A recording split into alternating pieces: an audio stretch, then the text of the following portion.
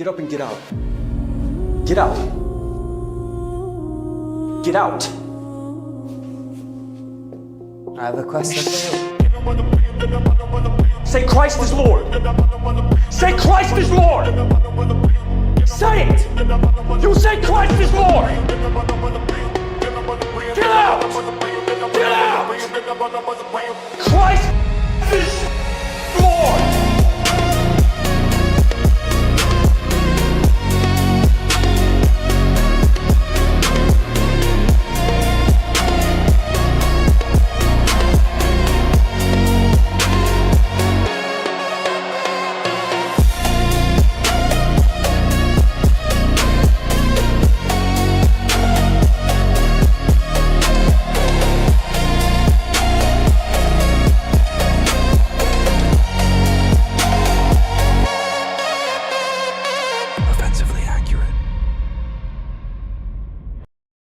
Hello and welcome in to another episode of Offensively Accurate, hosted by yours truly, Atlas Thugged, aka another racially ambiguous Roiper.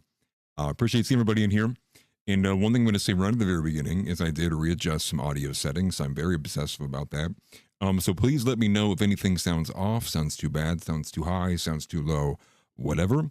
But I've been working at this for the longest time. I'm not an audio engineer, but I am obsessive, and so I've found some new tricks, tried some new high-pass filters, doing whatever I can to make me sound beautiful, amazing, glorious, wonderful, all the above and more.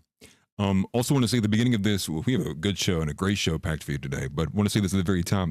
The State of the Union address is going to be tonight at 9 p.m. I will be joining Zeb Boykin and Josh and potentially John Ward tonight for a watch party on NAV. That link should already be shared, and you can find that also in the Discord if you need to.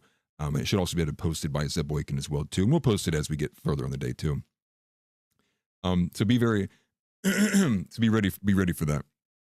You can also support me at buymeacoffee.com, yada, yada, yada. We get all that.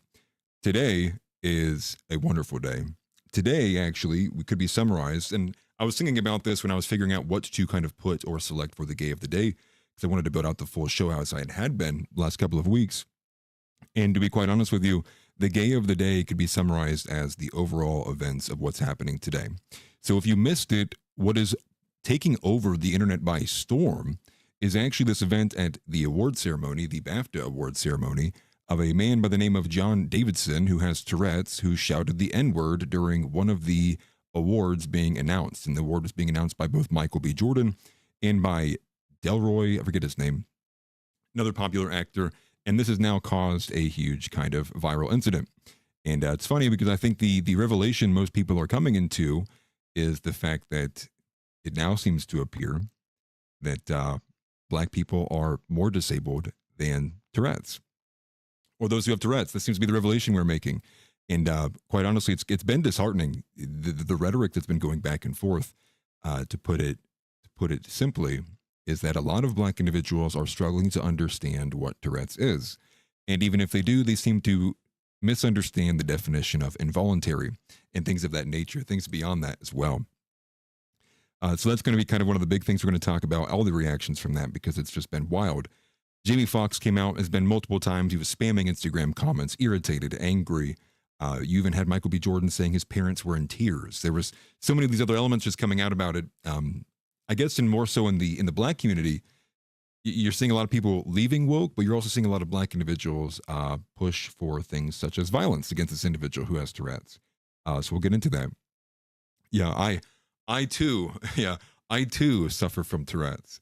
I too, you have Tourette's too? We all have Tourette's. That's crazy. Wonderful how that works, actually. The next big item on the ticket today is the fact that Candace Owens did announce her investigation into Erica Kirk. This investigative series seems to be a bit more of the cinematic type. She posted a trailer for it, but it's called The Bride of Kirk, I believe. But Candace Owens will be doing this investigation, and after the trailer dropped, we ended up getting directly after her trailer dropping was insane. And the insanity is the fact that almost every right-wing account that you could probably put on a map somewhere is Zionist or Zionist adjacent, or is just an establishment shill, just as an America first, whatever kind of, tag you want to put there, all came out of the woodwork. So we have reactions from people Like Seth Dillon of course Seth Dillon gave his piece. Ben Shapiro put out a hit piece. I haven't watched this. We are going to watch this. It got a lot of likes on the timeline. You know, who knows if it's botted or not, but we will actually take a look at what Ben Shapiro had to say. Robbie Starbuck was coming out. Graham Allen, I guess, is announcing an investigation into Candace Owens. We'll take a look at that too. But again, Dan Bongino even chimed in as well. And I think when Dan Bongino put his hat in the ring, it was kind of a big sign of, okay, clearly they're all being activated. The Winter Soldiers got their sequence. They said, go stop that black woman. And they are acting on that immediately. I guess a third big thing actually is that Tyler Oliveira has struck again. Tyler Oliveira comes back with another video on another Jewish community. It's about a little over an hour long. I'm unsure where this actually takes place. We're going to watch the first few minutes of that to give Tyler his piece. But shortly after posting it on YouTube, I think it's like only 3, 4, 5 hours, he did get banned off of Patreon. So his Patreon has been banned. It has been eliminated.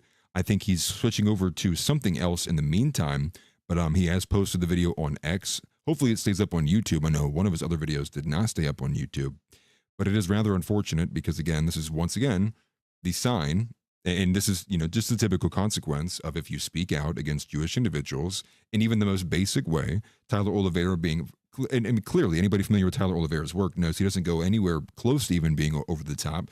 Sure, it might be edgy here and there, but nothing that you would not consider that doesn't even, you know, come close to leaving the, you know, the boundaries that is the First Amendment.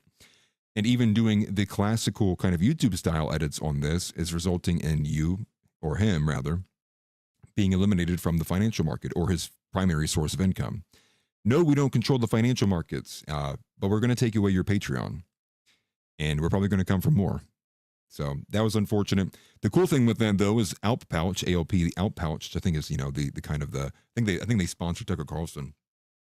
They came out and quoted his post of being banned off of Patreon. And he did say, they said that they would, should we sponsor Tyler? To which I liked the post and said, yes, they should. We'll take a look at that. A smaller element in here is the fishback polling. And the reason why I want to bring up the fishback polling is because this does kind of answer a bit of a question that me and Zeb have been going back and forth on. And the polling that came out, Fishback has been closing in on Byron Donalds, but the polling data that we got today actually shows something that's very, very, very positive development. And that is what Nick Fuentes, this is who I saw it from, Nick Fuentes posted the polling data, forget which exact poll it came from, but Fishback is polling far and ahead of everybody in the 18 to 34 crowd. And I think, you know, just the figures I can have in the top of my head, Fishback was sitting on like a 34 to a 35% polling in the 18 to 34 crowd, with every single other candidate in the race polling in a single digit figure. With the biggest figure by far, though, was unsure. So I want to take a look at that. And I think there is an element of that that does answer the question of how much influence, whether you would call it Groypers in general, but how much influence has been driven by the Groyper kind of movement. And that specifically is the movement that touches upon the 18 to 34 crowd. There are some older individuals inside the Groyper movement, don't get me wrong, but for the most part, the energy does resonate with the younger crowd. So I thought that was pretty crazy. Then we do have a great, forgive me, they're putting some in my water, I guess. Then we did get 2 great community submissions as well. Both credit to House. The one I'm going to spend probably the most time on actually is that there's a top general, I believe the name of Dan Kane. He is considered by the Pentagon and by Trump himself that he is the top military advisor, and he has put out a pretty robust description of the things to be cautious for towards Iran in the pending operation, the pending strike, the pending whatever it may be, because they're still contemplating. There's many of options on the table. So we're going to take a look at what he had to say, what he's cautioning about, and what is seemingly the concern or the hesitation of why America has yet to move so far. So we're going to go a lot of social stuff, but we will wrap up with the Iran stuff. But again, I do want to make the point that the State of the Union address, we'll be having a watch party again here on NAV Creators. I think Zeb might also stream it to his channel as well. I don't think I'm going to stream it here. I think YouTube's been choking me out. To be quite honest with you guys, I'll be straight up right here, right now. I do think I'm getting choked out a lot on YouTube. I'm unsure like what I should be really doing to kind of get out and around it. It seems very particular to one of the videos that I did post, and I think that video was not the Elijah Schaefer one. It was the one I posted after that about Fishback, but unsure. I guess we'll see as time goes on. But again, a lot to get into, and we're starting with you, the Black community. So here we go. Cut straight through, offensively accurate, that's the view.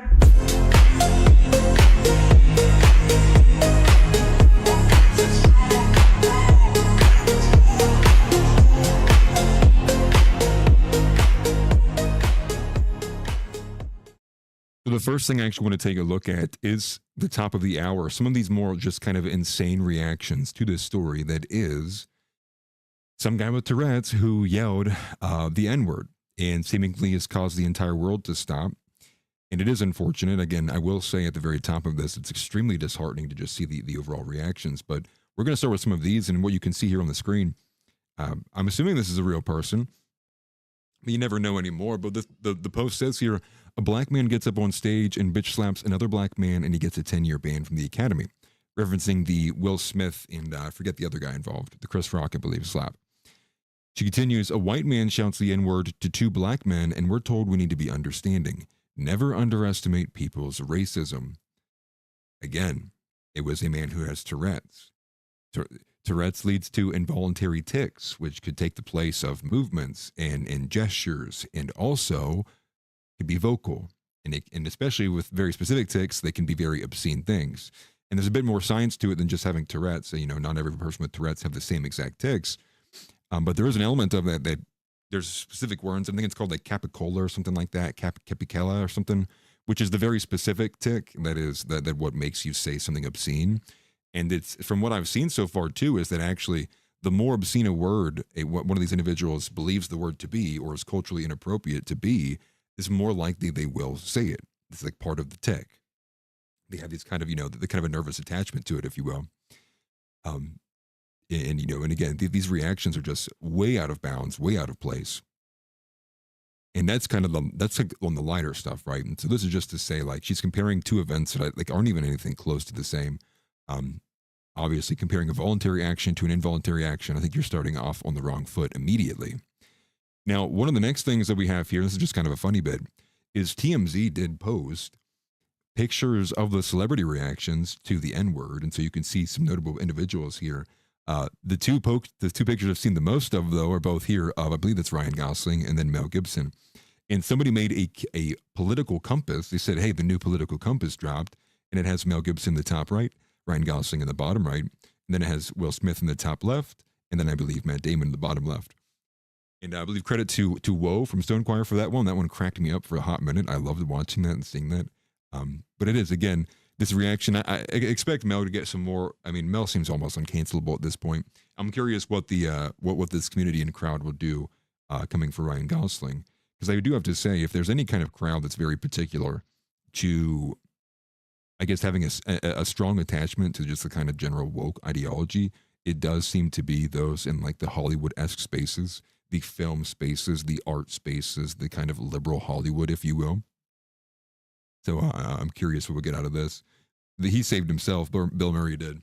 That's a good reaction. He's looking like he's sad. But I mean, what else could Mel? What else could Mel even say anymore? What leaked audio could you find of him? But this, to me, I think is actually the best post on the topic, and it comes from some random account I don't know, but I thought it was great. And they say very simply, if the average white wasn't so mind raped, the Tourette's incident would be a massive eye opener to how retarded blacks are. And I think this is kind of the broad takeaway for most people on my side of the space. And again, in general, I've been seeing posts that, to not bury the lead, but many posts have been saying things like, I'm feeling the woke leave my body. I've seen many black men come out and say, like, this is actually like insane. This is ridiculous. And it is kind of funny to see the disparity in there, which is that there's a lot of black men coming out and saying, like, this is insane, but there's a lot of black women who's saying, like, wow, I can't believe they won't apologize.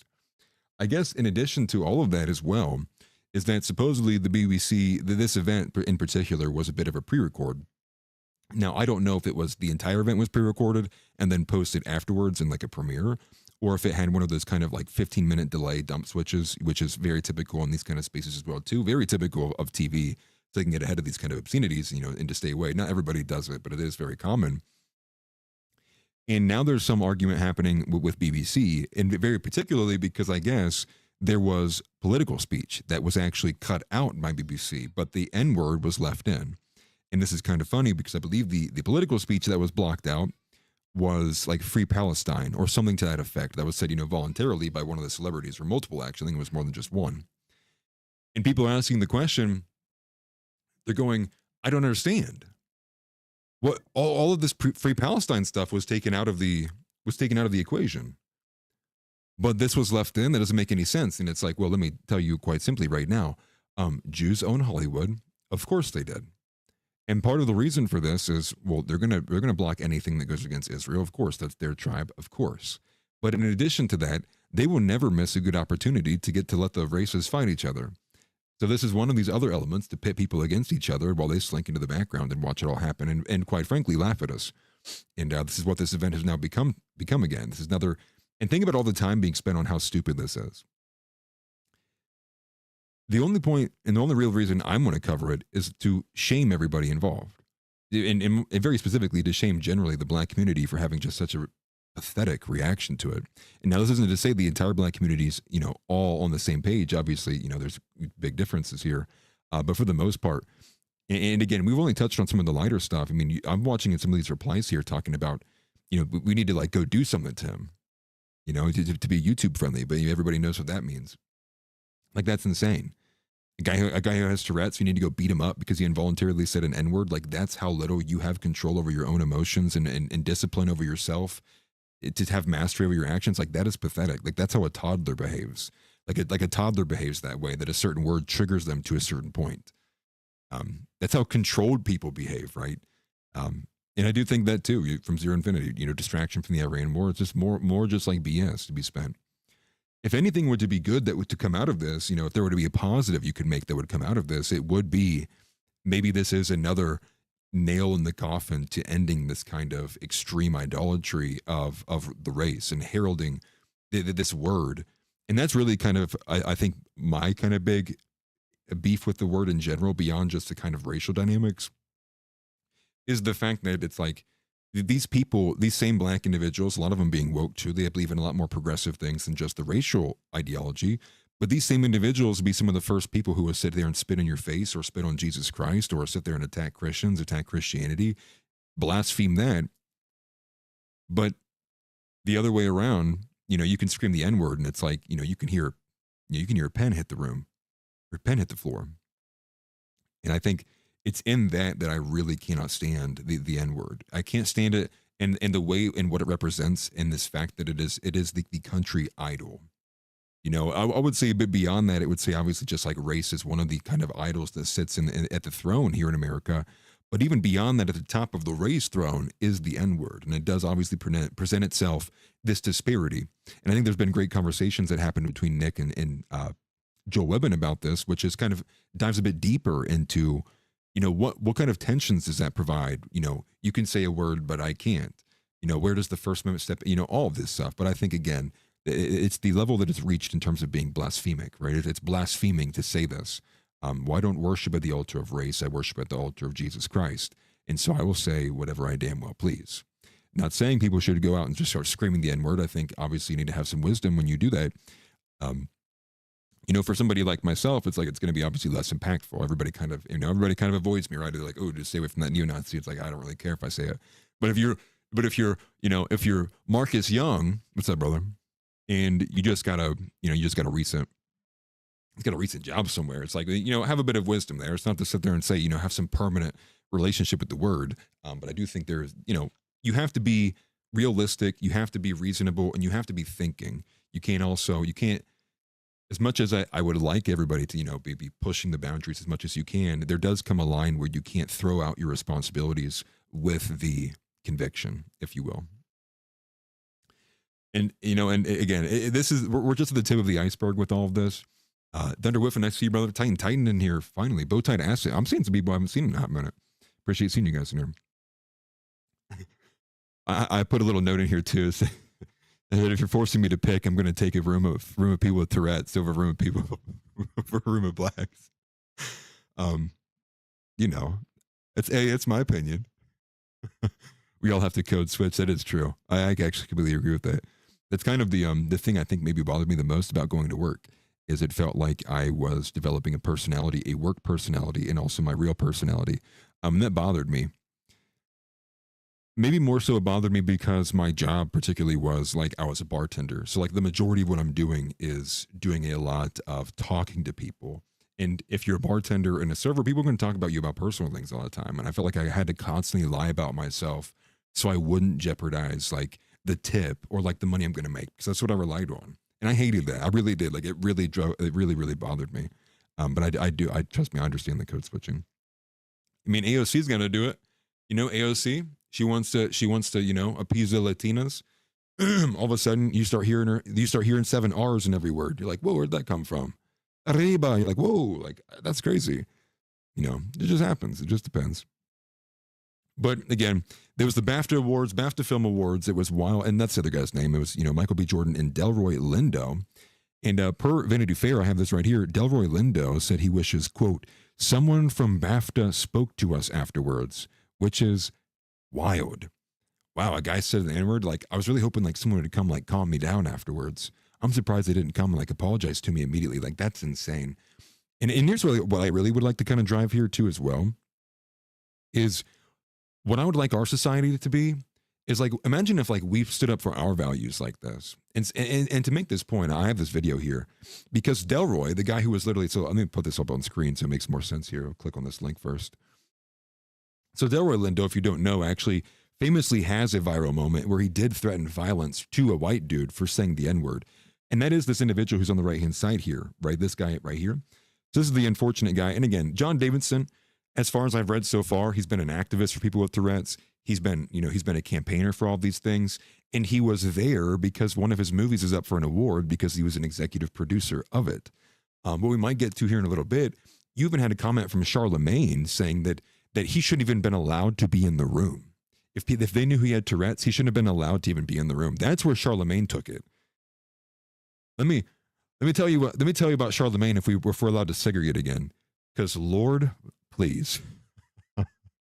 But to drive the point here, I'm not going to play the video. Everyone kind of already gets it, right? Obviously, N-word.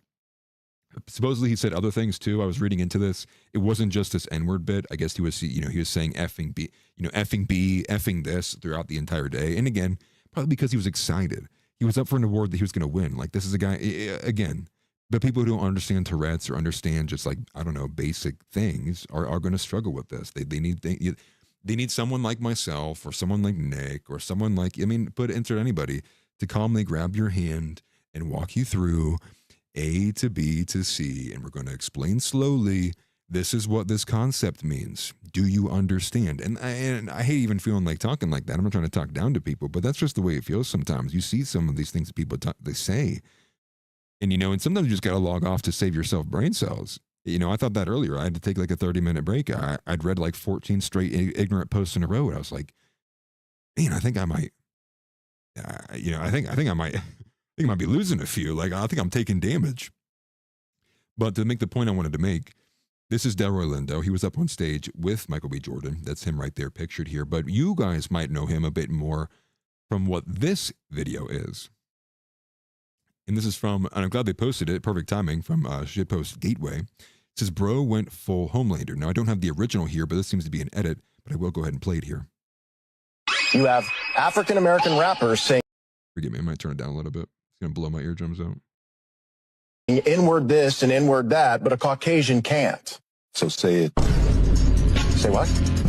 Say the word you want to say. I'm not saying that I want to say it. I'm just saying that I can't. So you can. Say it. Say it right now.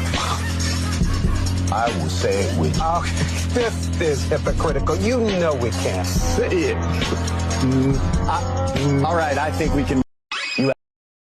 So the reason why I wanted to bring that up to your attention is because imagine if whites defended what they believed, like with the conviction this man has, that he is willing to throw hands in that moment right there. If that person dare blaspheme what he believes. So imagine if somebody said something about like I'm going to do like, something like, this and this abortion. And then imagine if your response was like, no, say what you just said again. You're going to get a what? And do it while you're rolling your sleeves up. Like you're going to get what? You get the bat, you got Lucille out from The Walking Dead. Well, what was that you said you were going to get? And that's kind of the point I really want to, push out to here, which is like, this is what we're not doing. We're not standing up for ourselves in these forums. We're not. And again, this guy did get hard cucked. I'm not saying, that, and again, just terrible situation, but I forget how long ago this was. It's a different time. Things are moving fast though. But regardless, the point stands. Imagine if we defended whites like this. Imagine if we defended Christ like this. Imagine if we defended our brothers like this. Imagine if we defended what is good like this, and not some bullshit like an N-word because black people just can't handle it. That's the kind of, to me, that's the social reinforcement I'm looking for. I'm looking for men that believe in something so heavily, so deeply, that they will not suffer another word being spoken against it. That's what I'm looking for. That's how you have social change. And it's in the defensive format. I'm not sitting here he didn't start the conversation, right? He's responding to what was being said in a defensive format. And that's what I mean by adopting some of these kind of the left-wing tactics, not in this kind of, invasive format that's incessant or annoying or all of that, everything that the left really kind of is, but in a defensive format, which is you're not going to sit here and talk down to me. You're not going to blaspheme the one nation that sat here as the beacon for Christianity. Get out of here and defend it. And again, I think for some people that's easier said than done. And I think for some people, I think it's actually a good decision to not put yourself in a situation like that. But if this was the norm, if the norm was the expectation that if you even dared utter something so progressive, so evil, so demonic, that Christian men would stand up and they would push you out of the room, we would live in paradise, not literally, but it would obviously be a step in the right direction. And I would think, honestly, that would be a win condition. That would be a you would know if you had won, if you had had a culture where that was the norm. And I think that maybe is a bit more of an end result, but these things need to start happening now. You don't get to a society like that because everybody just gets a telepathic message 5 years from now and they're and that's how we're going to start behaving. No, you get it by one at a time, by young white men and even older white men standing up over and over and over again. And each one, some may be martyrs, and that we know that's going to happen, but each one, with each passing one, watching them stand up, whether they get torn down or not, each one gives another percentage of confidence to the young ones who are watching at home, to the young ones who might be who their parents might be saying complete opposite things, might be pushing them in an opposite direction. For the young brothers who need stronger men to stand up, who need more intelligent men to think and theorize and build and create. That is, again, and this is a whole part of the bigger reason of why I even do this in the first place. But that's the kind of social norms that we need to be pushing for. One of the next ones here, Michael B. Jordan, we are not going to leave him alone. This came from a little post here. It's published by, I believe, Pyra Willix. I'm assuming that's what her name is. But we just read the headline here. It says, Michael B. Jordan was repulsed by BAFTA's racial slur while his parents were left in tears. Now, granted, there could be an element here where you're going, hey, okay, maybe the parents didn't know a guy had Tourette's. Maybe they're just assuming some random guy just threw out an N-word while their son's up on stage. Okay. Again, I think that's still being ridiculous, right? I can't even imagine a world where if I was receiving an award and someone screamed cracker at the top of their lungs, that my parents would all of a sudden be beside themselves, weeping, they're holding each other, that. Come on. Click you did post a link, didn't you? Let me do the super chat first. Let me do the super chat. Titan, thank you very much for the super chat. He says, a lot of Christians were tricked that forgiveness means being walked all over. And that is true. I actually wish for myself personally had a stronger grasp on the historical context that surrounds turning the cheek and the left hand, the right hand, the difference between the back slap, the front slap, all of that. Because again, there's a lot more to it than what people would lead you to believe. But yes, definitely. Thank you very much for Titan.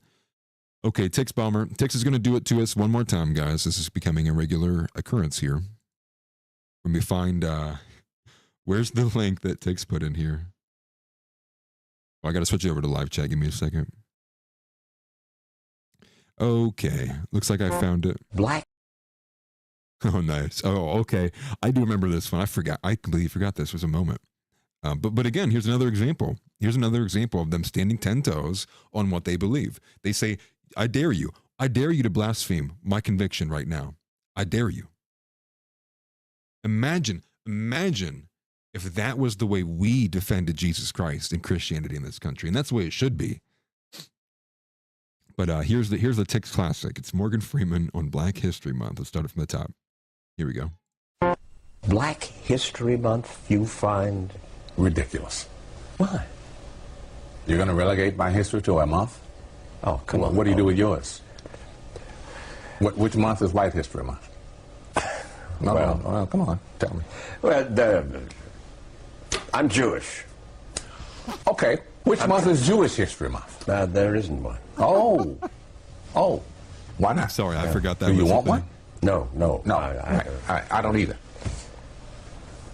So this is like maybe like the most educational 55 seconds you might get out of a video. I don't want a Black History Month. Black history is American history. How are we going to get rid of racism until... Stop talking about it. I'm going to stop calling you a white man. Yeah. And I'm going to ask you to stop calling me a black man. I know you as Mike Wallace. You know me as Morgan Freeman. Then everyone realized instantly that Morgan Freeman was only the voice and not the brain. Yeah. But this part there where he's like, I'm Jewish. Whoa, like, man, examples everywhere. More of the same. Wow, do you see it now? It's crazy. Is it? And here's the thing too, like, the world for a lot of people. Maybe some of you we're tagging along. Maybe we haven't come to the conclusion that the Jewish question is actually the biggest question that faces the world.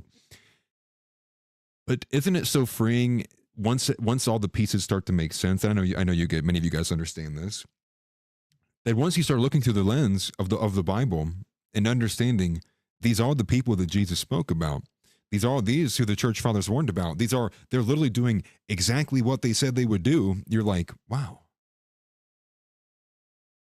Now it makes sense. Now I don't even have to worry about contemplating what is and what is not. I just got to recognize it when it happens. Is it that, like, that's freeing. That's so liberating. And for a lot of people, they deny it. No, it can't be. It can't be. All the races have to be the same. There's per capita Jews, like, it's like you spend your entire life throwing those things away. And it is like, at a certain point, you can't keep throwing the truth down the hill and watching it walk itself back up. Literally couldn't talk. Candace Owens Leering Center. Although I'm not reading, I'm just trying to speak. It's bad over here sometimes. Thank you, Tix, for that. That was actually great. That was a really good addition. Thank you for that. So John Davidson, the man with Tourette's, he did Atlasburg. That's funny. Sometimes you just have to crash out. You have to. That's the 11th Amendment, actually. My right to crash out shall not be infringed. I'm hereby claiming my crash out time. Beep. It's like the grandmaster when they're playing chess. I'm hitting the button. I'm claiming my time. It's my turn to crash. But the John Davidson guy, he did apologize. So both the BAFTA Institute or whatever, BAFTA Academy, whatever it's called, the place that hosted the awards, they issued a statement. Guess what? Not good enough. John Davidson, the guy who has Tourette's, came out, issued a statement. Guess what? It wasn't good enough. So now both BAFTA and John Davidson are being attacked, being come at. Oh, wow. You can involuntarily say the N-word, but you can't voluntarily apologize. Like, where am I? What's happening? That's how you feel sometimes. But here's a viral post that showing you that they are unhappy with his apology. And I literally got it. I got it exactly right. Involuntarily says the N-word, but voluntarily refuses to apologize. All right, man, wrap it up. We know what you are. Now, drum roll, please. You scroll down. This thing's at 1.6 million views, 30,000 likes. It is clearly still a prominent belief. This is many in the woke crowd feel this way. They saw everything that happened. They've been given all the details, all the factual information, all of it's on the table. Not good enough.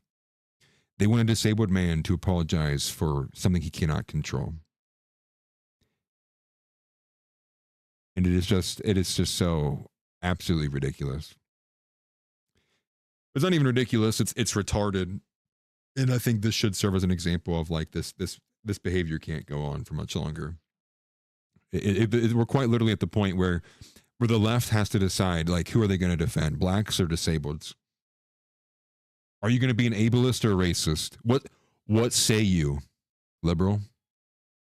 Are you an ableist or a racist? You must pick. Because any person trying to put any kind of nuance into the arguments is getting bashed one way or the other. And so now they have a black girl who has Tourette's coming out and putting out TikTok videos of it. It's so sad. And in response to all of this happening on the timeline, there's apparently some kind of popular movie, which I'm not familiar with at all. I couldn't give you the title of it, but many of you who have been on X probably have seen this. Many clips have been surfacing of a lot of these, like this movie and all these similar tropes that are in this movie. And it's like, one of these instances of this guy with Tourette's, like, because he has the similar kind where he says like very obscene things that were going to get him in trouble. That's his tick. And, a cop, he's like nervous around a cop. A cop says, like, what do you have on you? And he's like, I have crack cocaine. And it's like, it's not. I think it was a bag of sugar that he had.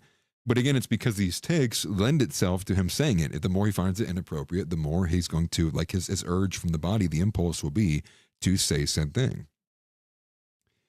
And I saw many other individuals. I guess there's some more popular people who have Tourette's, some more, I guess, celebrity individuals who have Tourette's have given their piece. And I don't really think it's going to do any justice. I mean, it's cut and dry.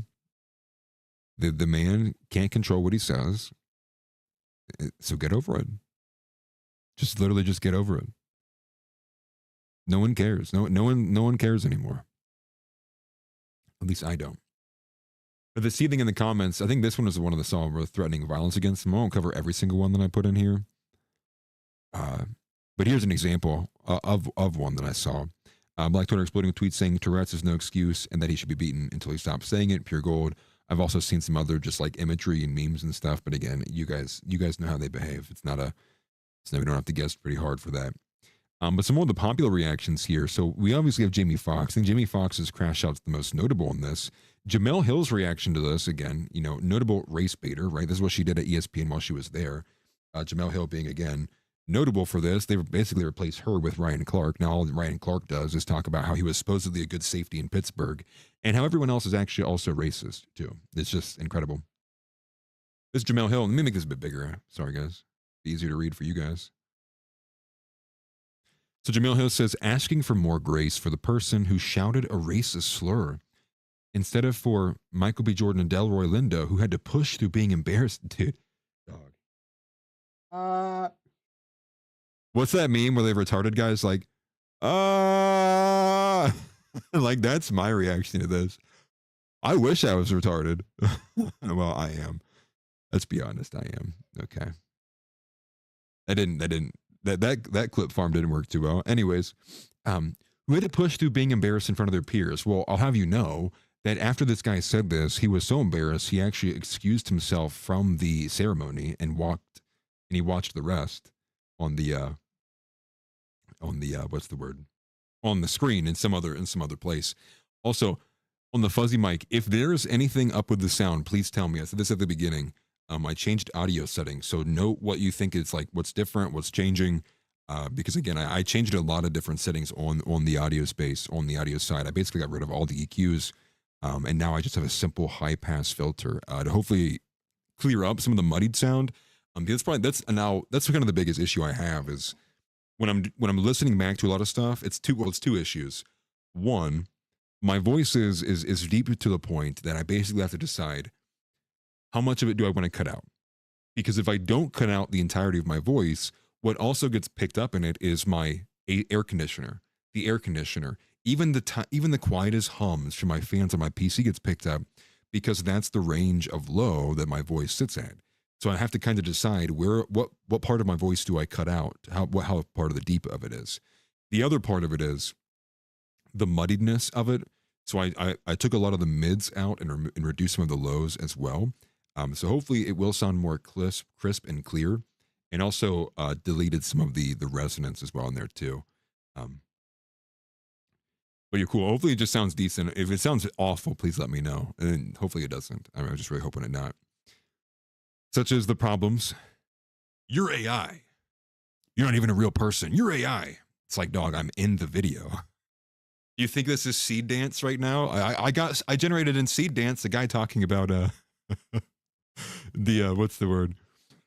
The I generated a racist neo-Nazi in Seed Dance 5.0. Come try it out. Thank you, Dunder. He says voice sounds good. You could also always boost the 7K up range, the highs. That's the part of what the problem is with the simplicity. I'm gonna write that down. Is I boosted just in a simple 3-band equalizer the highs. Thank you for that. The 7K range. I was talking to Perplexity earlier today, actually, with it's funny. Talking to Perplexity earlier with special kind of like simple fixes I could do. One of them did talk about using a bell for anything. I think it's like anywhere from like the 250 to 500 range as well. I get learning, dude. Learning. We're trying to be elite here. But thank you, brother. I appreciate that. And also, the gyro's coming soon, because if you probably noticed as well, too, my camera keeps shaking. I apologize. We're trying to get her to lose some weight, but when she does walk, the house does. No, okay. Maybe that was too far. There's too. No, I'm just messing. I was just messing.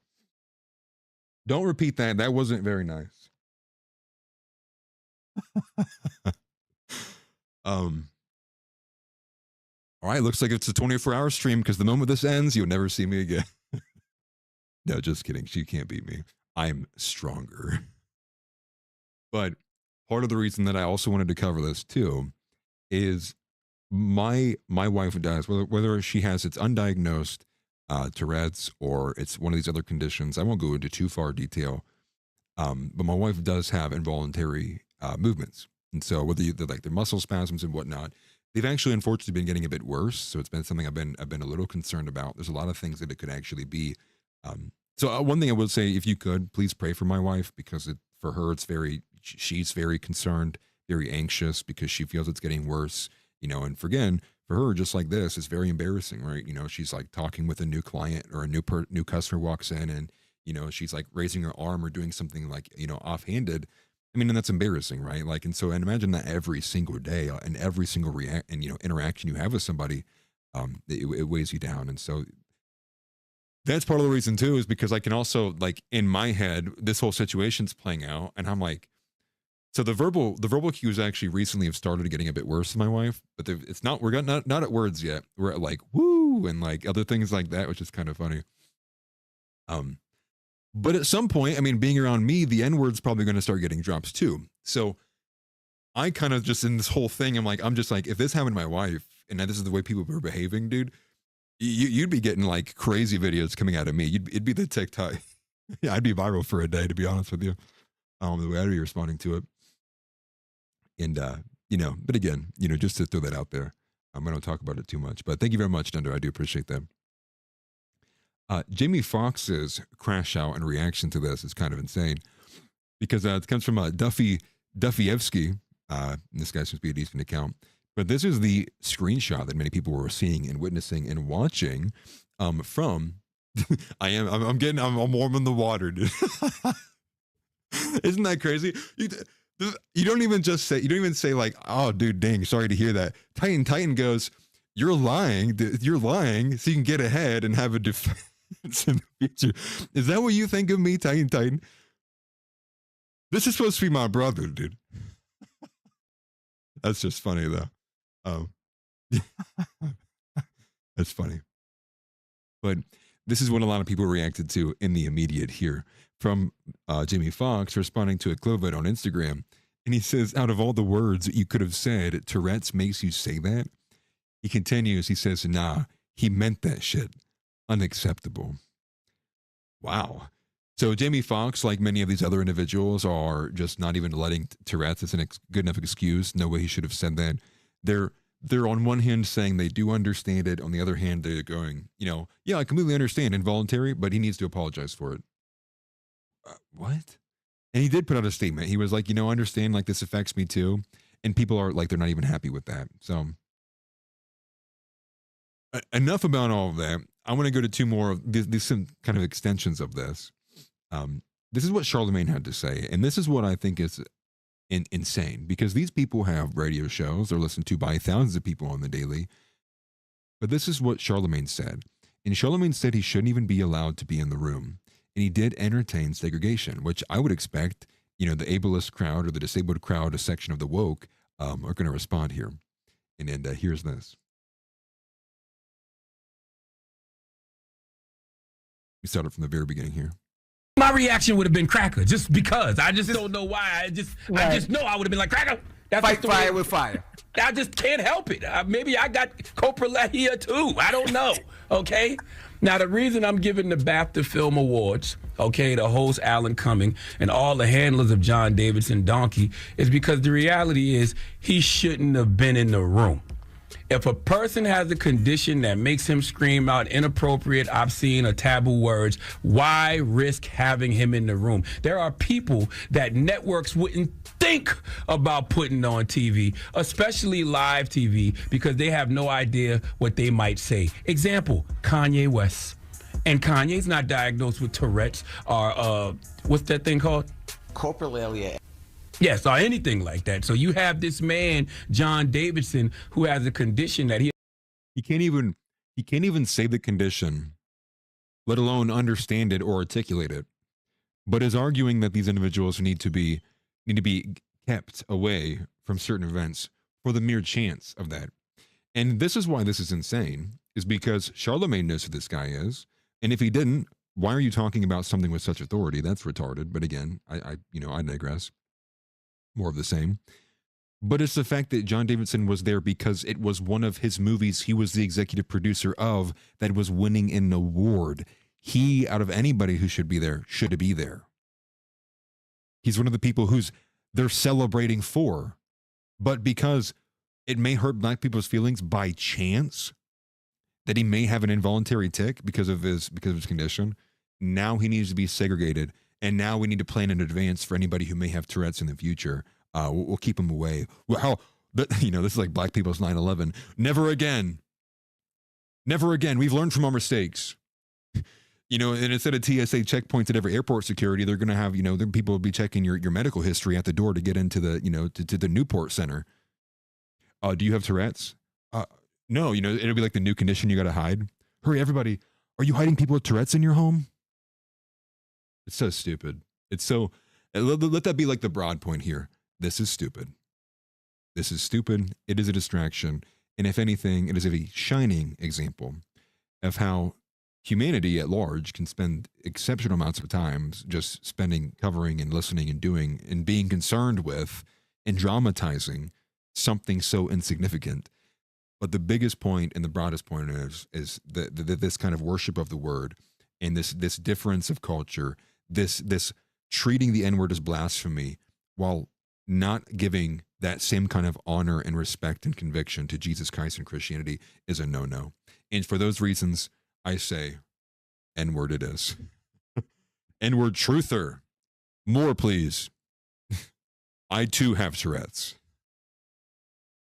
But anyways.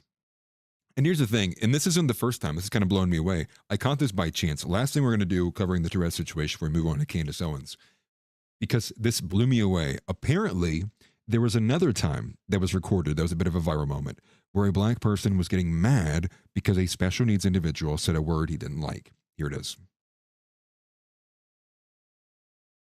Make sure you tell your son to watch his mouth. He's using derogatory terms. He's not my son. Well, whoever he is. He is a special needs. Well, You cannot make him stop. he can stop saying that. How did he learn the word? He learned it from people at school.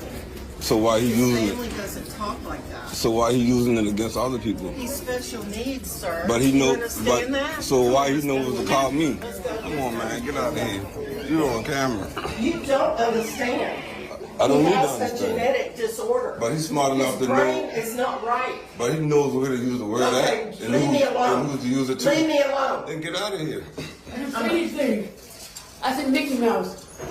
I said midget. Mickey Mouse. Like, I hope that made everybody as uncomfortable as it made me. What do you, like, what?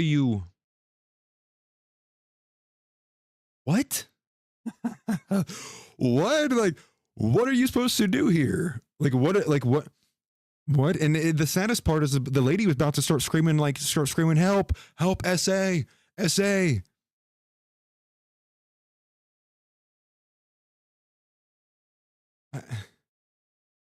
And this seems to be like, you know, some few years old if you just look at like the video quality. But I mean, just like, I mean, put yourself in the shoes of that.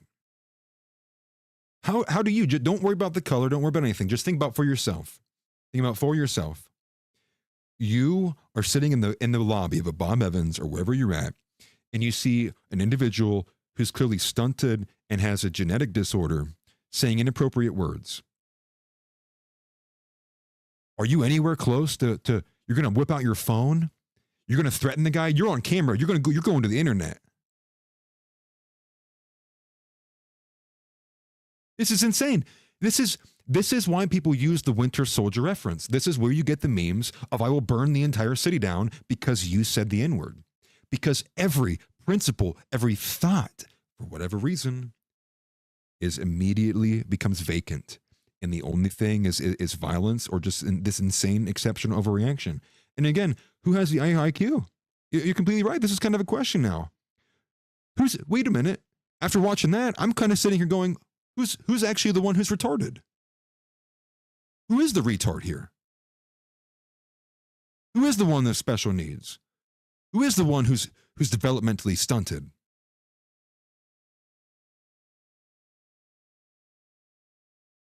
No, you get what you tolerate, if you will. But that's kind of going to wrap it up for the Tourette story. I'm going to move on off of the Tourette story because again, that's just, you know, you just kind of have to sometimes because these stories are just they're massive, the top thing. But also, I want the point to be not like care about the back and forth. Let's worry about how we can adapt. How can we act like them in defense of our Lord and Savior? How can we defend our ideas, our ideology? How can we defend ourselves, our peoples, our race, our nation, our country, our beliefs, everything? How can we do it like that?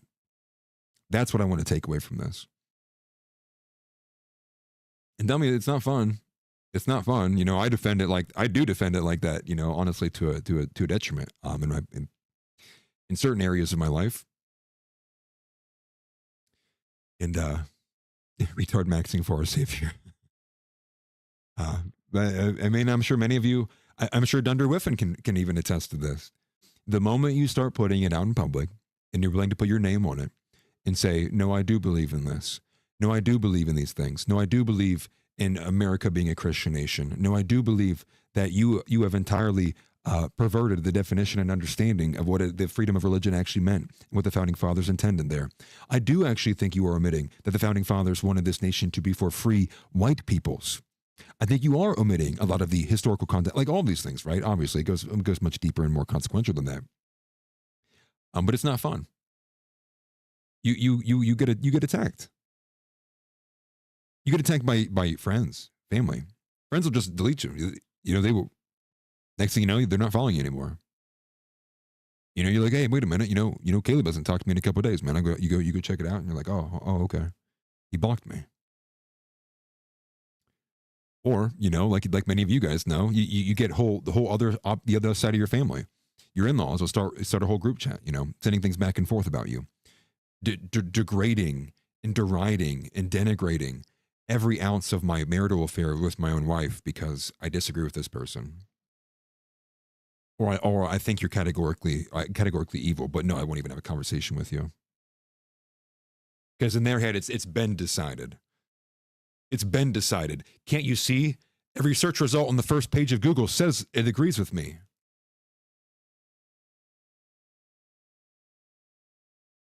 And that's why I get it.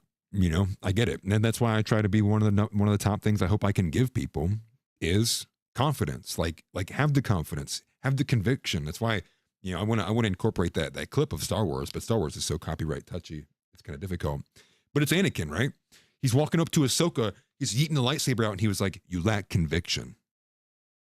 Like that, if you could summarize like when I wake up in the morning, my wife can attest to this too. I'm a very intense person, and I really try not to be. Something I've been working on the last couple of years. When I wake up, though, that's my energy. Bing. You lack conviction. Like, that's how I wake up sometimes, dude. Because it does bother me, you know? And I'm sure for many of you guys too, like you probably like a deeper kind of disdain and distaste for the world around you. You want to see things change, right?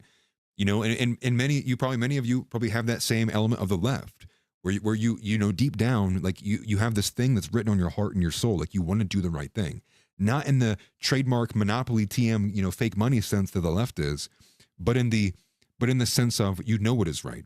You know what is right. And you know you're going to suffer for it. Knowing that, like, probably maybe at no point in time will you get on the pat on the back. And for some people, you know, you have to convince yourself, and especially early on, you know, you're in the shower and you're thinking, like, is it worth it? Is losing everything, like, is getting attacked every single day worth it? Is being looked at a certain way worth it? Is being disinvited worth it? Is being, and sometimes you're the only person there, and you're talking to God, and you're talking to Jesus, and you're talking to yourself, and you're like, is this what I should be doing? And to me, I say yes. If you hear no other voice, please hear mine. Yes. Like, yes, keep going. Please keep pushing. Please keep striving. Because there may come a day, and we're all going to go, there may come a day where it's something unfortunate happens. And someone like myself or Nick, and these people, it's just like, and they're gone. These influences they're not there anymore. So that's why we have to. We need the next men up. And we need more of them. We need plenty of them. You know? Yeah, exactly, right? It's being true to yourself worth it. I'm going to go back up this one from Dunder. He says, lost a lot of my mods and viewers when changed up my content. Even people who were Christian. Right? Right.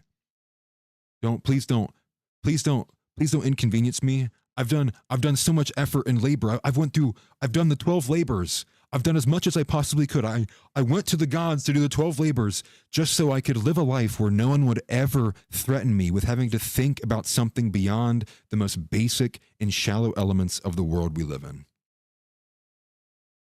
That's how most people are. They're like, please, I've done it all. Please, I just want to I just want to eat, you know, smoke my goynip and watch the game.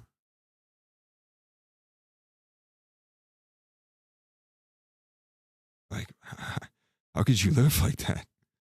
You know, that's for me. I'm just like, how I couldn't live like that.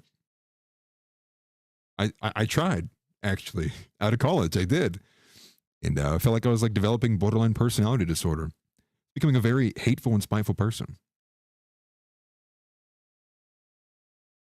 And it says, I feel the same way, bro. Super intense, been learning how to control it, man.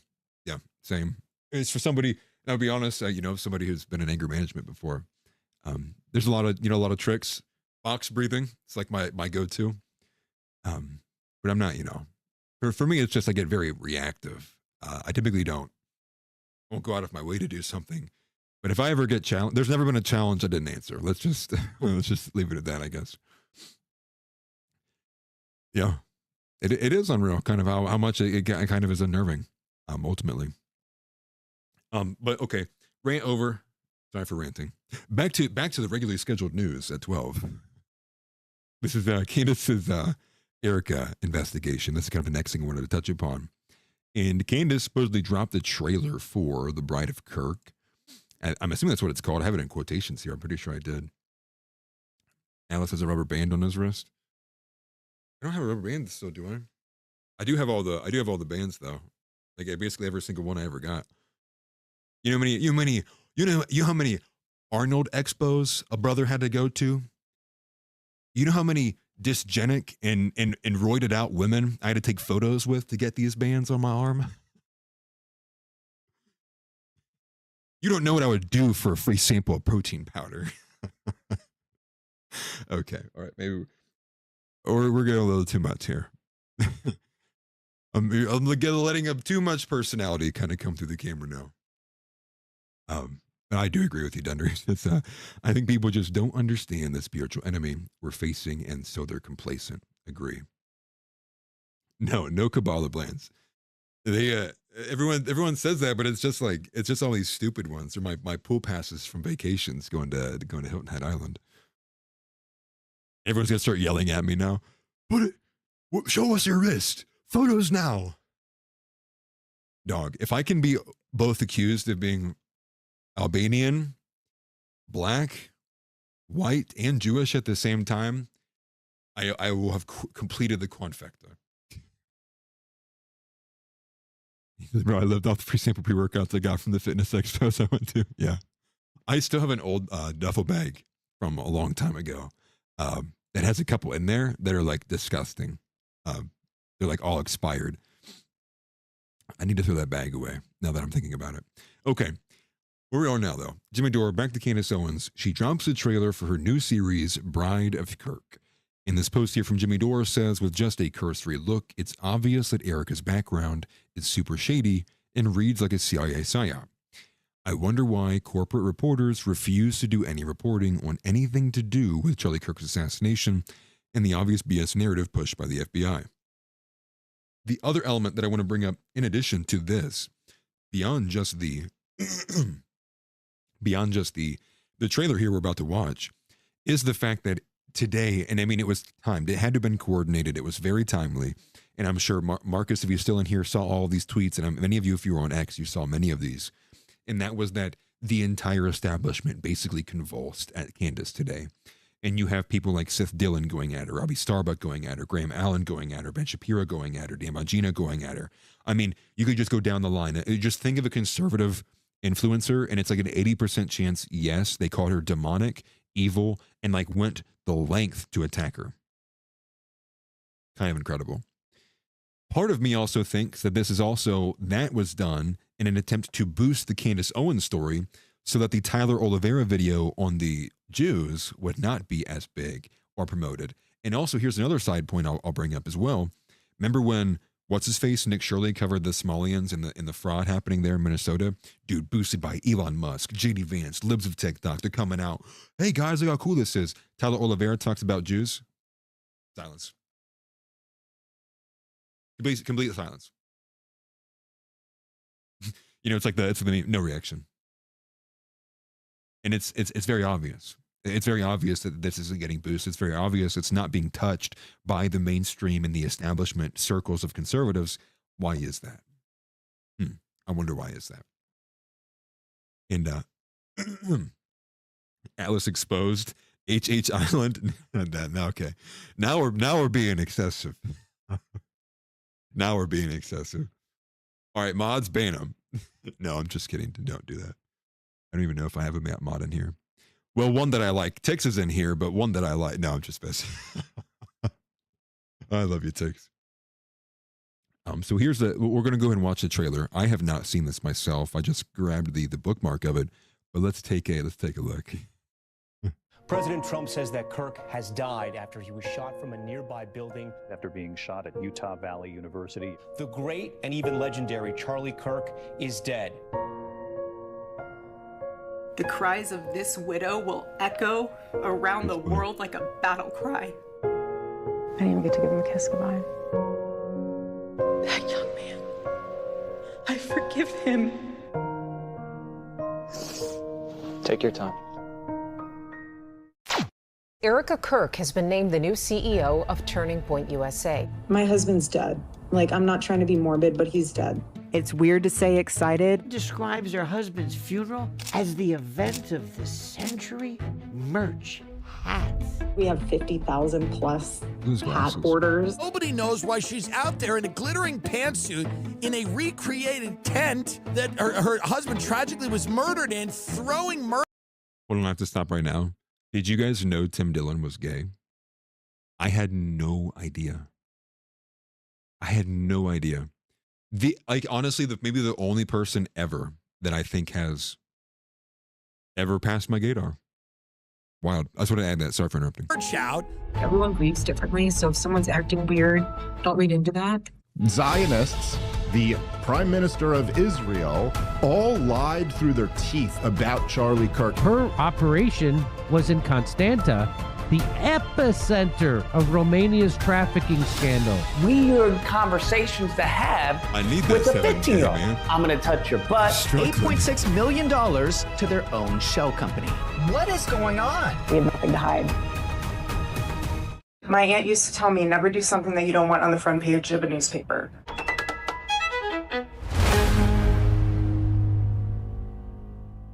Okay. Okay. So this is the next chapter of Candace Owens, I guess. I mean, you guys know how I feel about Candace, but listen, Candace, whatever you think about Candace Owens,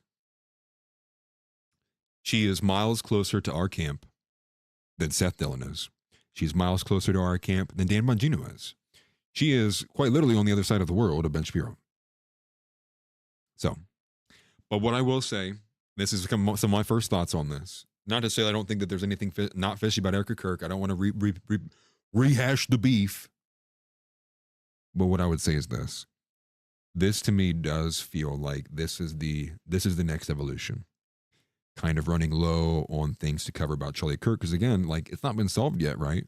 So like, why are we starting an investigation on Erica Kirk when nobody still is satisfied with their answers about Charlie Kirk? Nobody feels that they've been given a strong enough, from point A to point B to point C to point D happening of events of what actually occurred with Charlie that makes sense to them. And like Nick and many others have been saying, eventually she would ultimately have to find something, some kind of bridgeway, some kind of pathway to the next thing. And this to me speaks to that. This to me, in my opinion, is that. Not saying there's nothing, not fishy about Erica. I'm sure there's some crazy stuff about her and she's probably a terrible human being. But I'm more so, I think this is a kind of a production decision of where Candace's narratives are going to be for the next 3-4 months, if not longer than that. That's just kind of like my thoughts going on it. But it's the reactions of which that makes me want to support Candace Owens. I'm like Team Candace when I see all stuff like this. So I'll put it on screen for you. Let me get rid of some of it so my computer doesn't blow up in 1,000 pieces. This is from Robbie Starbuck. Robbie Starbuck is essentially, he basically is no different than an establishment piece at this point. Maybe just like a less gay version of Benny Johnson, kind of. But he says, this is wildly disturbing and inappropriate. He says what Candace is doing is indefensible and deeply dishonors Charlie's memory. Erica was the love of his life and the mother of his children. He's not here to defend her the way that he'd want to. He would have gone to war over this.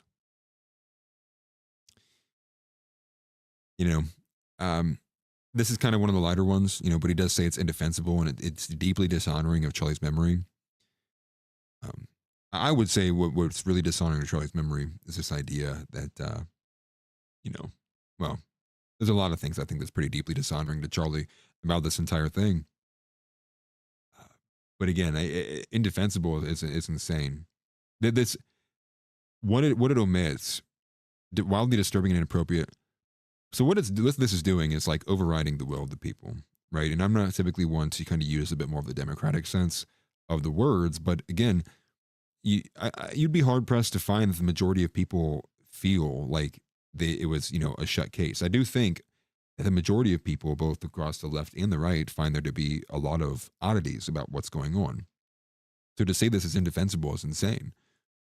And again, the reason why this rubs me so wrong is because from the example I've been using this entire time, I just exchanged Candace here with my mother. Like my mother had all these same thoughts as well. Not to say all of these thoughts, right? She was like, right there with Candace Owens, but like we talked about it like in the day after, like literally the night after the opening ceremony after talking about the funeral. My mom goes like, well, that was weird. If it kind of seemed odd, the behavior was off. It didn't seem normal. That's not what a recently widowed woman should be doing, behaving, acting like, saying, the posture, all of it, the body language. We can pick up cues. We're not retarded. So anytime I see this, I'm just like, you'd be saying this about my mother if she'd posed a basic question. You'd be screeching at my own mom, and for that, you are my enemy. How dare you sit there and tell somebody if that is quite obvious to most people that we just don't get, don't understand, we want more answers for. Like, F you people. That is my response to people like Robbie Starbuck. F you, dude. Do not sit here and tell and sit here and gatekeep what is allowed to be investigated and what is not. You are not the adjudicator of what is allowed to be public opinion and public sentiment. You are not. Who do you think you are? Who in the right mind does Robbie Starbuck think he is? But it doesn't get better. It gets worse. Graham Allen, who I literally have no idea who this person is, but apparently he's being boosted a bunch here lately. Now, he put out what seems to be like a warning that he's going to investigate back to Candace Owens. So let's take a listen here. Let's read what Gay Sloppy put here. He says, I'm coming for everyone. Pause. Responsible for Candace Owens' demonic attacks against Erica Kirk and her children. He says her husband, her team, her donors, and even her sponsors, you are all to blame. To the quote, friends of Charlie, who refused to speak, I'm coming for you as well. So now it's not even that you can be undecided. Now it's like you can't even, like, not even be in the conversation. It's if you're a friend of Charlie and you're not actively agreeing with me, we're gonna start demonizing you too. Where in the hell am I? This is what has happened to the Conservative Party. I mean, truth be told, we should have seen the writing on the wall when Misfit Patriot came onto the scene like that. We should have expected this is going to be the direction we're going to be going. But let's take a listen. What do you got to say, man? Hello, everyone. We're getting ready to do the show here in about an hour. It's 93 We're OG getting ready news. to go all in Awesome. against the evil that is Candace Owens. It's not enough to combat the demonic attacks that she is doing against Erica Kirk. Okay, here, you know what? I'll play the game too. You don't believe what I believe? You're evil. You don't believe exactly what I believe, the way that I say it, you're evil. Graham Allen, evil. Evil. This guy's disgusting. Evil. How evil is this guy? How evil is this guy? He doesn't agree with me the moment that I said it. No time to think. Just should have took my word for it. Evil. Oh, this is so stupid. This is stupid. This guy has 500K followers, bro. What am I doing wrong? You know what I mean? At a certain point, you just go like, what am I doing wrong, man? Okay, anyways. Charlie's widow and his children. I want to know who's funding it. I want to know if George Farmer is behind it. I want to know who's editing it. I want to know who her team is. I want to know who is responsible for continuing this evil. Because here's the thing. Candace Owens is going to get the wife and possibly even the children of Charlie Kirk hurt. And someone has to stop it. Someone has to fight against it. And Someone to all has of to you stop it. cowards that call. If you don't stop it, I'm going to. Bro, like, save us the tears, dog. Like, you could have re-recorded this with like a little bit more confidence in the voice there. Yeah, is that Black Rifle Coffee Company? They are terrible. You know how bad my eyesight is? I can't even see that from here. I can't even tell. I think, did it say it somewhere else earlier? Oh yeah, on a sweatshirt. I see that now. Okay, where were we? Oh, okay. It's just so cringe, dude. Because here's the thing. Candace Owens is going to get the wife and possibly even the children of Charlie Kirk hurt. And someone has to stop it. Someone has to fight against it. And to all of you cowards that called Charlie your friend, that simply used him to boost your own career, you disgust me.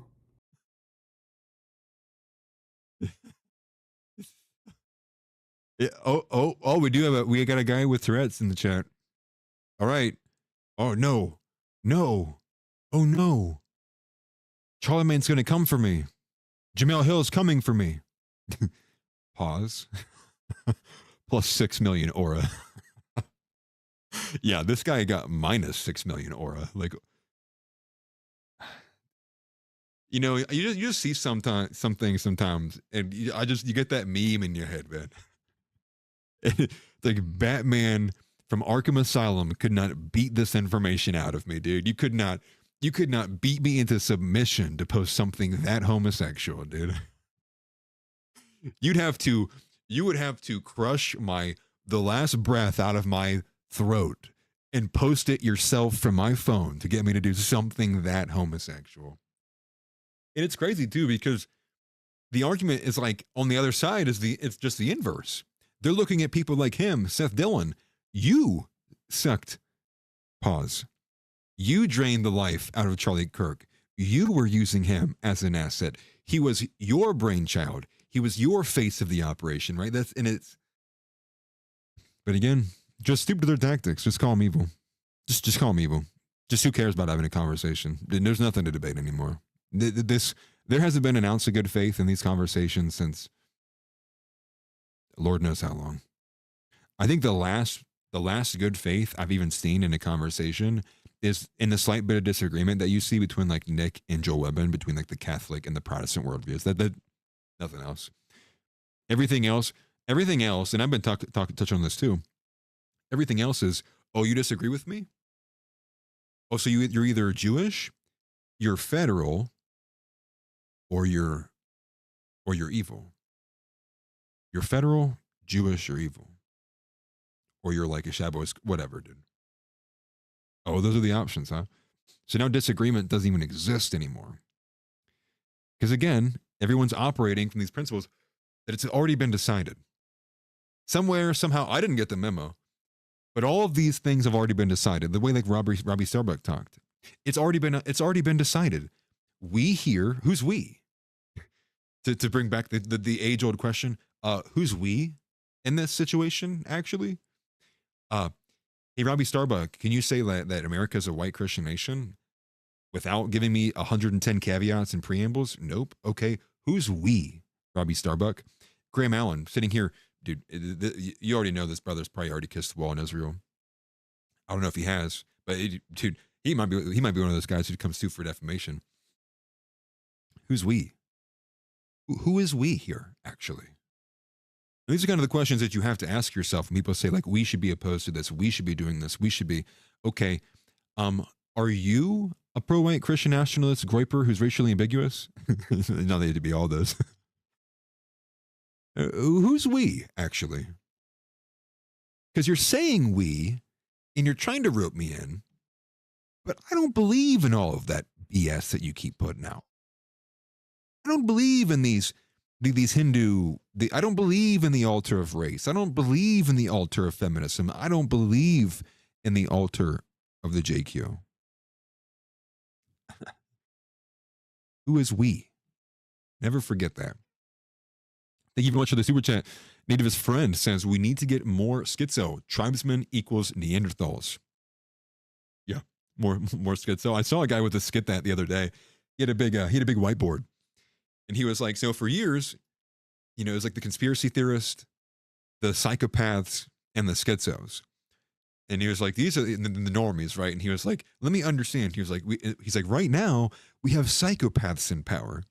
What we need are schizos in power. And it's just kind of a funny way to break it down. But thank you very much for the super chat, brother. I appreciate you. This Batman understands. Okay. All right, we got another one. Another Tix edition. What time? What's this one going to be? What's in the box? What's in the box, Tix? Is this one of the ones? Oh, okay, let me get it over here. Oh, this Batman doesn't understand. Okay. Let it rip. What do you see? Harvey face. Good. Now what do you see? Scary face. Okay. Put them both together. What do you see? Two-Face. Yes, yes. What have you done with Harvey and Scary Face? They've done nothing to you. What do you see? The fact that you have these references just like on lock is just incredible to me. Am I not terminally online enough? Is Tix beating me in my own game? I think he is. I have seen that before though. And all the Batman ones get me good, especially all the ones like they just like come out of nowhere to start beating the life out of somebody. I like those. They crack me up pretty often. Where else is we going to go with that? The Graham Allen one. Oh, yes. So we have the Ben Shapiro hit piece. Before we get to the Ben Shapiro hit piece, I will go to the Seth Dillon post because this is quite literally the most homoerotic. Actually, before I put it on screen, like trigger warning. Like if you have like gay tendencies right now, like I'm telling you, like we're going to have to, like you pack it in. You've been warned. This is the gayest thing I've ever come in contact with in all 30 years of my life. Here it is. Seth Dillon. Imagine being Erica. I'm going to say it in a gay way too. Imagine being Erica for a moment. You've lost your husband while your children are still young, and we don't even know if she has custody, and not by natural causes or some tragic accident, but by assassination for defending his values. And while you're pressing on, despite your mourning, one of your husband's so-called friends begins attacking you. Instead of the man responsible to do as much harm to you in Charlie's organization as possible. And on top of that, as difficult as it is to believe, people who claim to be your friend, who spoke on Charlie's stage and attended his funeral, are suddenly nowhere to be found. They sit quietly on the sidelines, keeping a safe distance, hoping none of the arrows will come their way. Imagine how deeply that betrayal must hurt, how much it compounds the pain you're already suffering. You can't actually imagine it. There's no precedent for it. You'll never experience anything like it in your life. Ooh, that was rough. Anyways, this is just sad, dude. Like, this is just, it's meant in a way, it is poisoning the well. It is being extremely over the top, emotional. You know, this whole like, woe is me, you know, like the hand over your arm, like, oh my gosh. Oh heavens. Oh my. Oh my, you know, like, you know, it's like they're trying to get attention. You know, they're trying to, don't forget the bow. Oh, it's me. Thank you. I'm just like, come on, dude. You know, and I read this, and I did. I didn't reply immediately, but then I did eventually come back, and I was like, I just had to. I responded. I was like, this is literally the gayest shit I've ever seen in my life. I hope he blocks me, dude, because I want to see less of Seth Dillon. It bothers me that no matter what I say to this guy, he doesn't block me, and he blocks for like the easiest things too. Like, I'm not going for the throat hard enough, apparently. But you were warned. You were warned that was gay. Hopefully nobody popped the chub. Okay, wow. Too far. Pause. Go back to family friendly. Rope it back in, guys. You guys are getting out of hand. Anyways. Ben Shapiro dropped a hit piece on Candace Owens today. I did not watch it. It's about 9 minutes long. It is probably the most liked post I've seen of his, maybe in my entire life.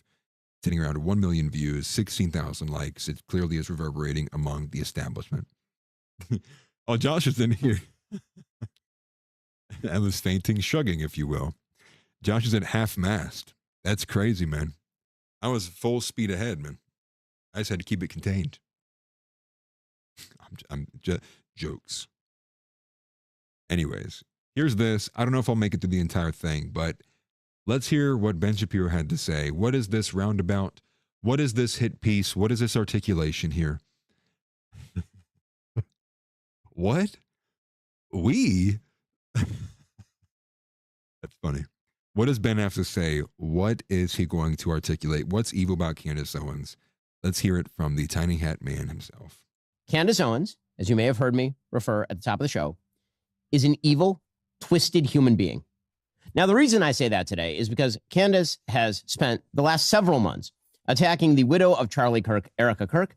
It took her just a few days after Charlie's sick murder in order to start casting aspersions at Turning Point USA, people who work there all the way up to the highest levels, up to and including Erica Kirk.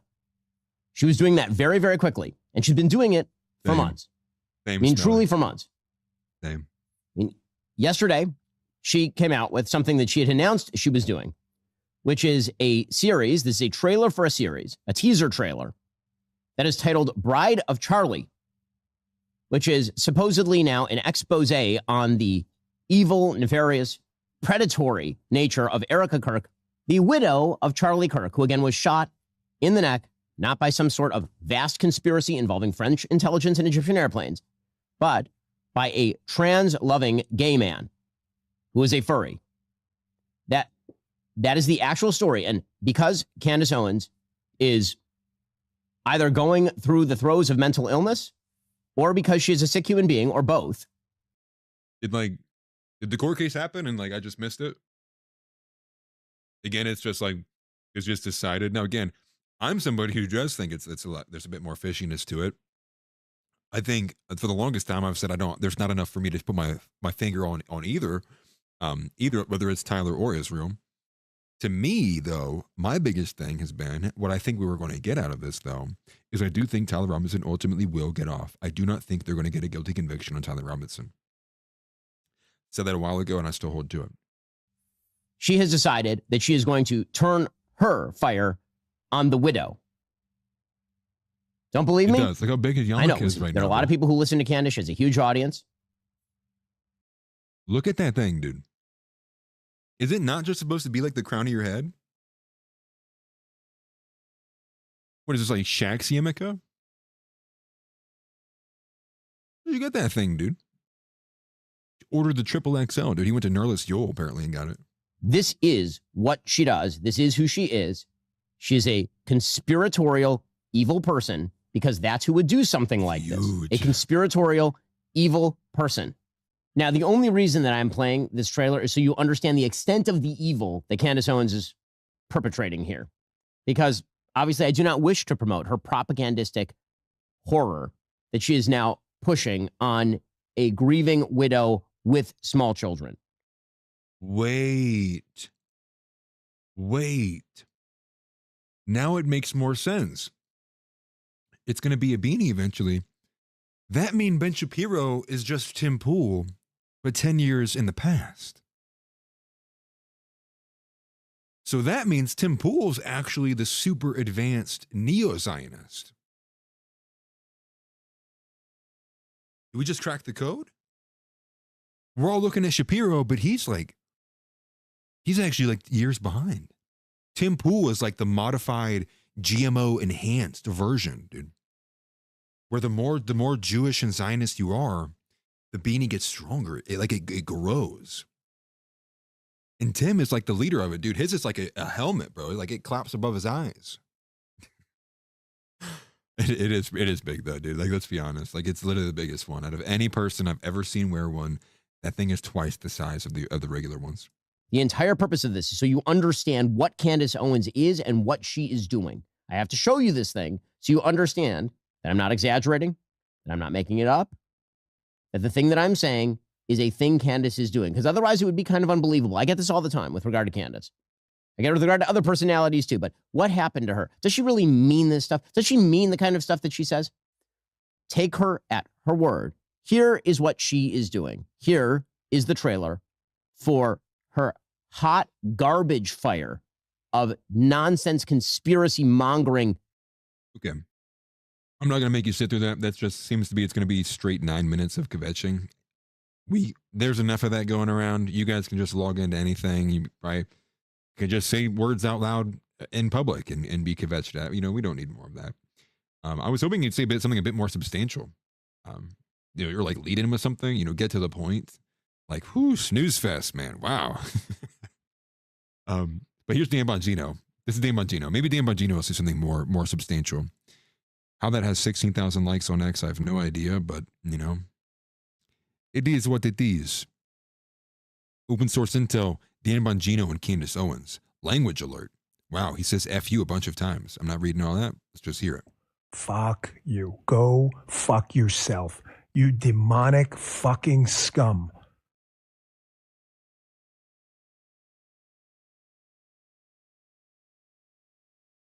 Bro, why does he look like there's a gun pointed at him? Are you serious?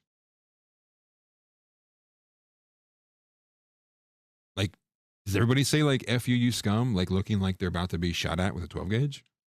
Fuck you. Fuck you. Go fuck yourself. You demonic fucking scum. Look at this pause.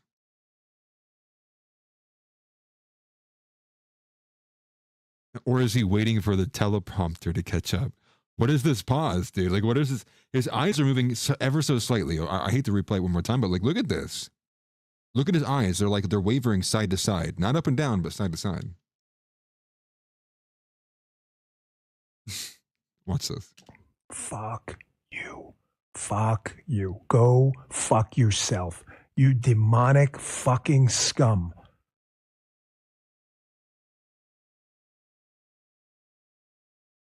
That's crazy, dude. His like eyes are like shaking and he's like blinking every time they For start as much to move. as I hate what just happened, I wish ill on no one, and everyone should restrain their emotions from the other side because they are not on our side.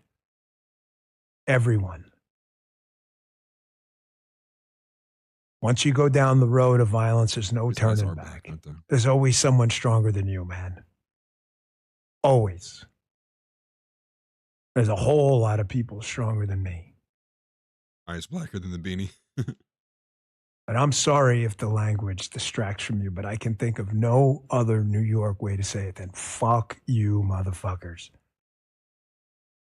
You deserve to feel the little licks of the flames of hell on every inch of your body. Fuck you. Yeah, that's like, yeah, we're not going to play that actually, Dan, because you believe in like a heresy, and if anything, you've done everything in your power to defend some of the most evil shit in the entire world, and everyone knows you're lying, and you're a big joke for it. But you know, here's the thing, man. Like, Dan Bongino's career is already dead, and I'm not typically ever the one that's going to stand over a dead horse and kick it while it's down. But this is what you're left with. This is what you are left with when no one's tuning into your content anymore. You've entirely lost your edge. This is it. This is what you're reduced to. Dan Bongino, everything that was and could have been, and was this idea behind Dan Bongino, this idea of this kind of, edgy, right wing, if you will.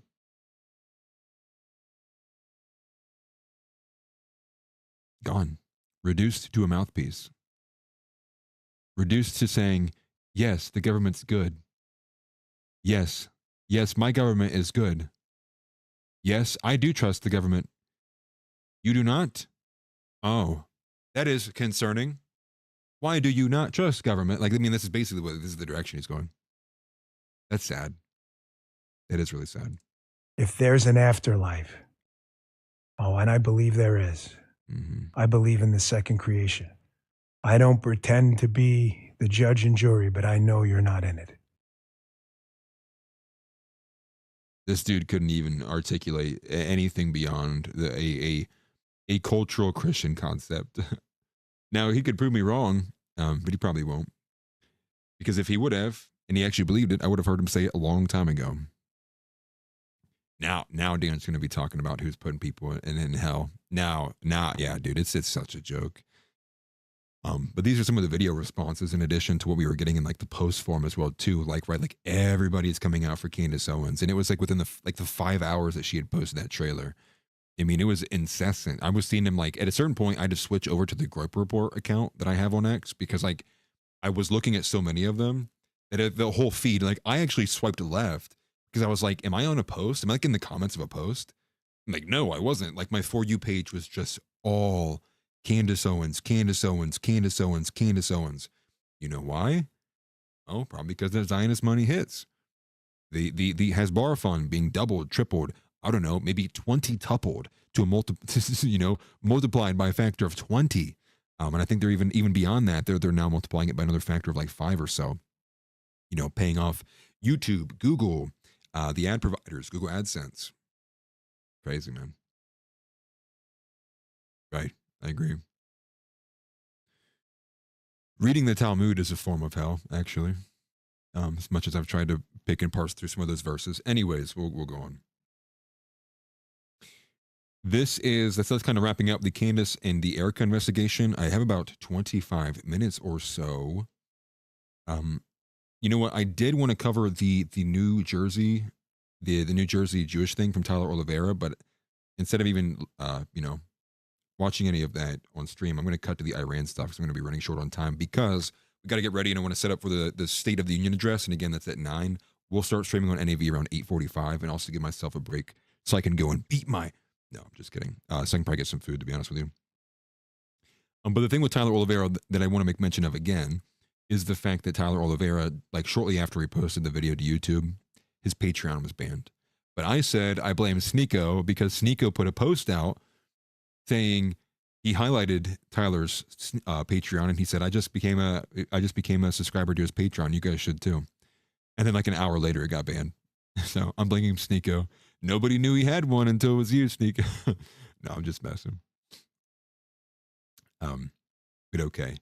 This is going to be the community submission, and it's kind of it's pretty dense, to be honest with you, decently dense. And also shout out to House Leotardo. I don't think he's here today. But he was the person who put this article to my attention, and it was great. I read through it on the SIG Telegram, the counterintelligence. I always forget the name of it. But it was from, I believe, the New York Times, actually. But for the community submission, so cue the drop. This is today's community submission. And the community submission was, House is here. Nice to see you, brother. Appreciate it. And the community submission that we're going to cover a lot of time today is going to be the fact that one of the top general, the top military advisor, as said so by himself, by his own self, as said so by the Pentagon, as said so by the Washington Post, as said so by many sources, General Dan Kane is seen as the top general for Trump. Now, this article actually was from WAPO, so take that with a grain of salt as well. Obviously, WAPO is oppositional, and it largely has been, so again, there's just some elements in there that you want to take into consideration, but again, I do think the overall is rather accurate. Because a lot of it, again, was going from quotations and direct quotations of Kane, but also a lot of it was from Panama Gulf officials. Some of it was from former Pentagon officials. Some of it was from people, I hate that they use this, familiar with the discussion. But as always, with any article, no matter who it comes from, you always want to apply a healthy amount of like, perhaps this could be not true. But again, with that being said, the article has General Dan Kane, who's the Joint Chiefs of Staff chairman, cautioned that a lack of munitions and support from allies could mean greater danger for U.S. troops. And this is the part where it said people familiar with the discussions say. And I would put it on screen for you, but we know how everybody feels about light mode. Now, he warned specifically that the shortfalls in critical munitions, as well as support from allies, add significant risk to the operation. And that's kind of the two key factors here that you're going to see make recurring themes, which is his fears are from the munitions needed to carry out such an operation. Oh, Apex got to leave. See you, brother. Appreciate you seeing in here all the time, man. Thank you very much. But for two reasons. The critical munitions, which is both the Patriot missile systems as well as the THAAD missile systems. So these are the two, and we'll get into more details as we go on.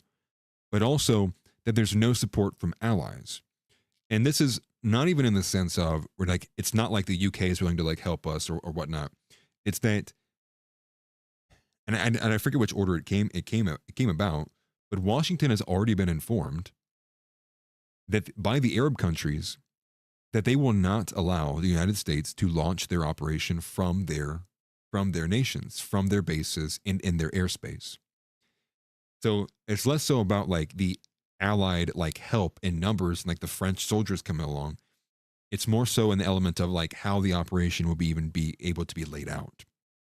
And the reason why this is important is because there's a big difference in the scale of operation. If we're here doing what we did in the 12-Day War, which is a bunker buster, it's meant to place pressure on Tehran to get them to ultimately back into an actual nuclear deal. Or if it's the regime change is the one that adds the significant risk. Even on top of everything, it complicates the operation. It makes it drawn out for like weeks, if not months at that point. And then now you go from hundreds of sites needing to be bombed to thousands of sites needing to be bombed in a country that's 3 times the size of Iraq. So that's kind of like where like the big difference comes in here.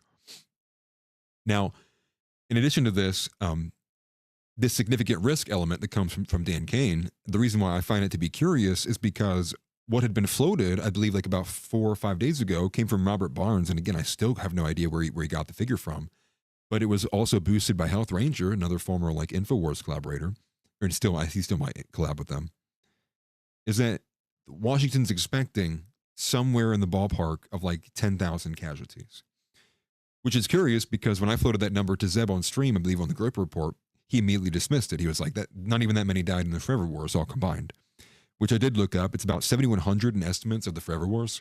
So about 24 to 2,500 we lost in Afghanistan, and then the 44 to 4,500 we lost in Iraq. So it is very significantly less than 10,000. But at the same time, the scale of operation that may be happening in Iran may also be a cut above the operations that took place in both Afghan and Iraq. We're about to see, I guess. So the article went on to talk about how Dan Kane expressed these concerns at a White House meeting last week with Trump and his top aides, and it was Vance. It was all the usual people, but the one that stuck out to me, so it's Vance, it's Miller, it's Rubio, CIA, John Ratcliffe, in addition with Pete Hegseth in there too. But John Ratcliffe obviously is essentially like an arm of the Mossad. This guy is a very, very nasty individual. It's amazing to me how he even continues to skate by year after year, knowing who he is and what he's kind of been involved with. Just incredible. But he did stick out to me when they had listed who was actually involved in these meetings here, because again, he's the head of the CIA, which makes a bit of sense there.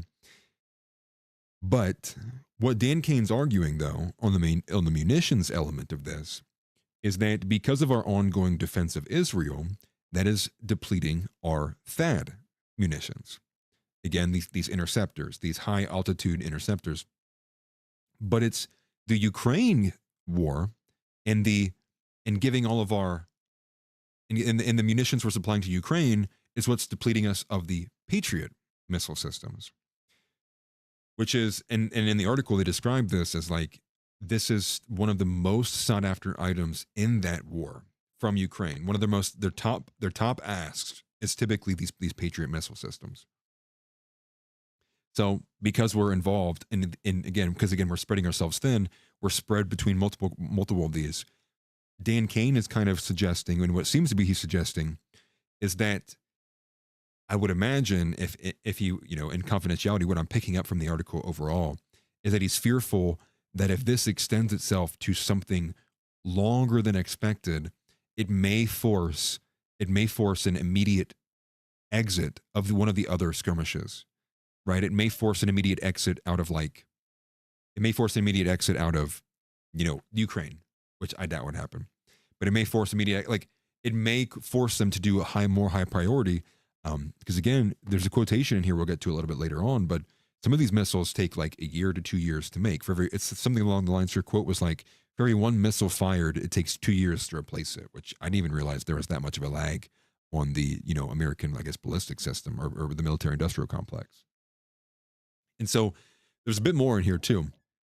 Forgive me. Hopefully that made too much sound. The WAPO also reports that separate from that meeting, throughout meetings Dan has been having in the Pentagon this last month, have all been dealing with massive concerns about the inherent complexity and that without Allied support, it makes it much worse. And again, this without Allied support is not, forgive me, the Allied support is, again, less so in the form of bringing our partners in to come with us, but more so in the fact of how we're going to set up for the operation, allowing us to use certain locations and bases, etc., for, strategy. Tex Bomber says, complete BS, I just want more taxpayer money. We've never sold anything that wasn't surplus or made to order. Interesting.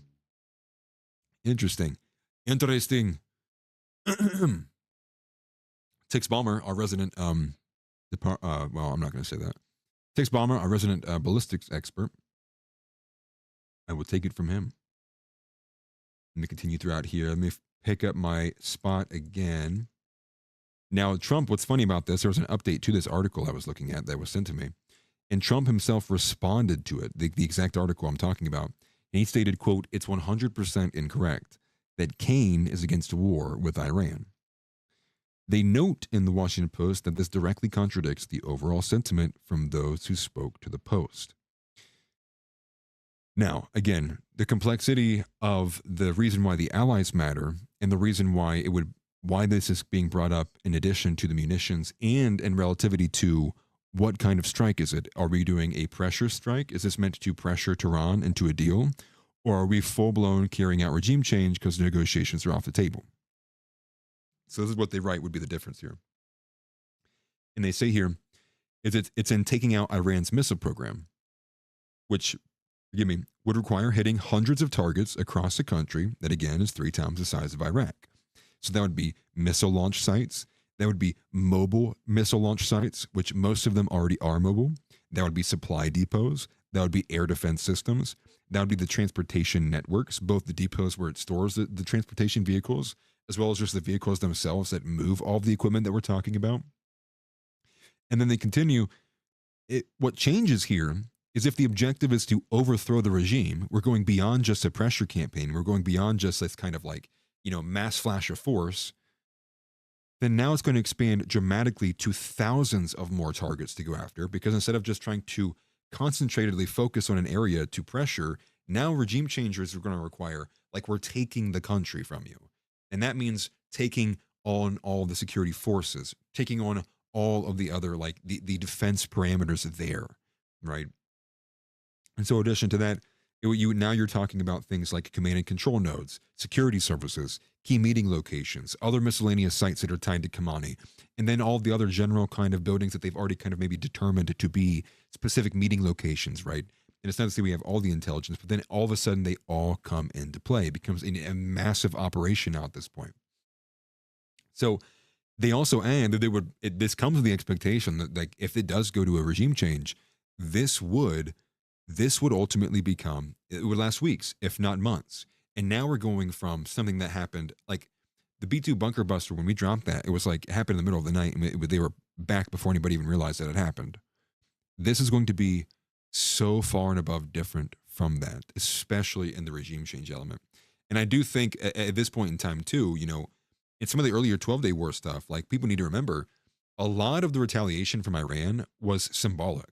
They were telegraphing where they were going to be sending these missiles, and they were doing it in patterns and in ways that, like, people knew they were just like, it was a show of force, because you can't as a nation get spit in the mouth and smacked and then just not stand up for yourself. But at the same time, you're also not trying to go balls to the wall and full-throated retaliation and then open yourself up to a bigger conflict. You're trying to kind of walk this fine line so you don't lose your dignity in front of the people. You don't lose the kind of the hope and the faith that you can lead your country. And, would you expect that, like, if we did the bunker buster, that this would, because the expectation is even if you do this strike, even if you do just this simple, we just go bomb another facility again. Well, the first time they are willing to let it go and just do the symbolic stuff. This second time may be what actually incurs what we call the forever wars. And now we start a tit for tat piece of violence.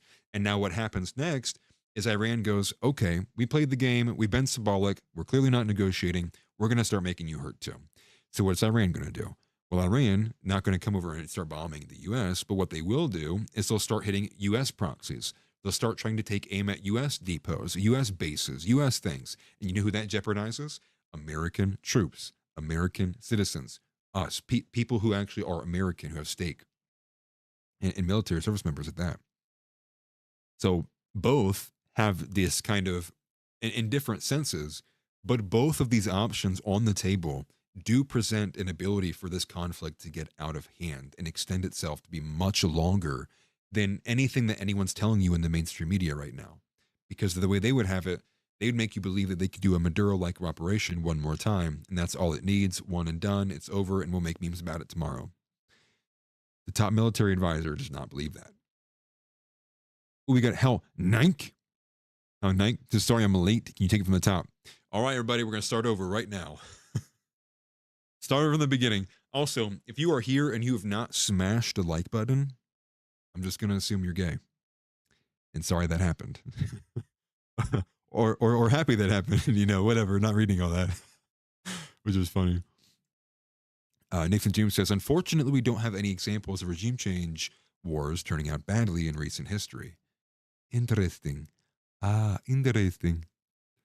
He says, how 9K? No, it's how Okay. I just have to say it like that, dude. I just have to. It's just the way it is. It's just the way it is, man. No, it's funny. I just like the name. We are getting very close to the end, though. You know, he came in pretty late. What I will say, though, as a reminder, definitely check out the State of the Union watch party. It'll be me, Zeb, Josh. I believe John may be there. I'm not sure yet. But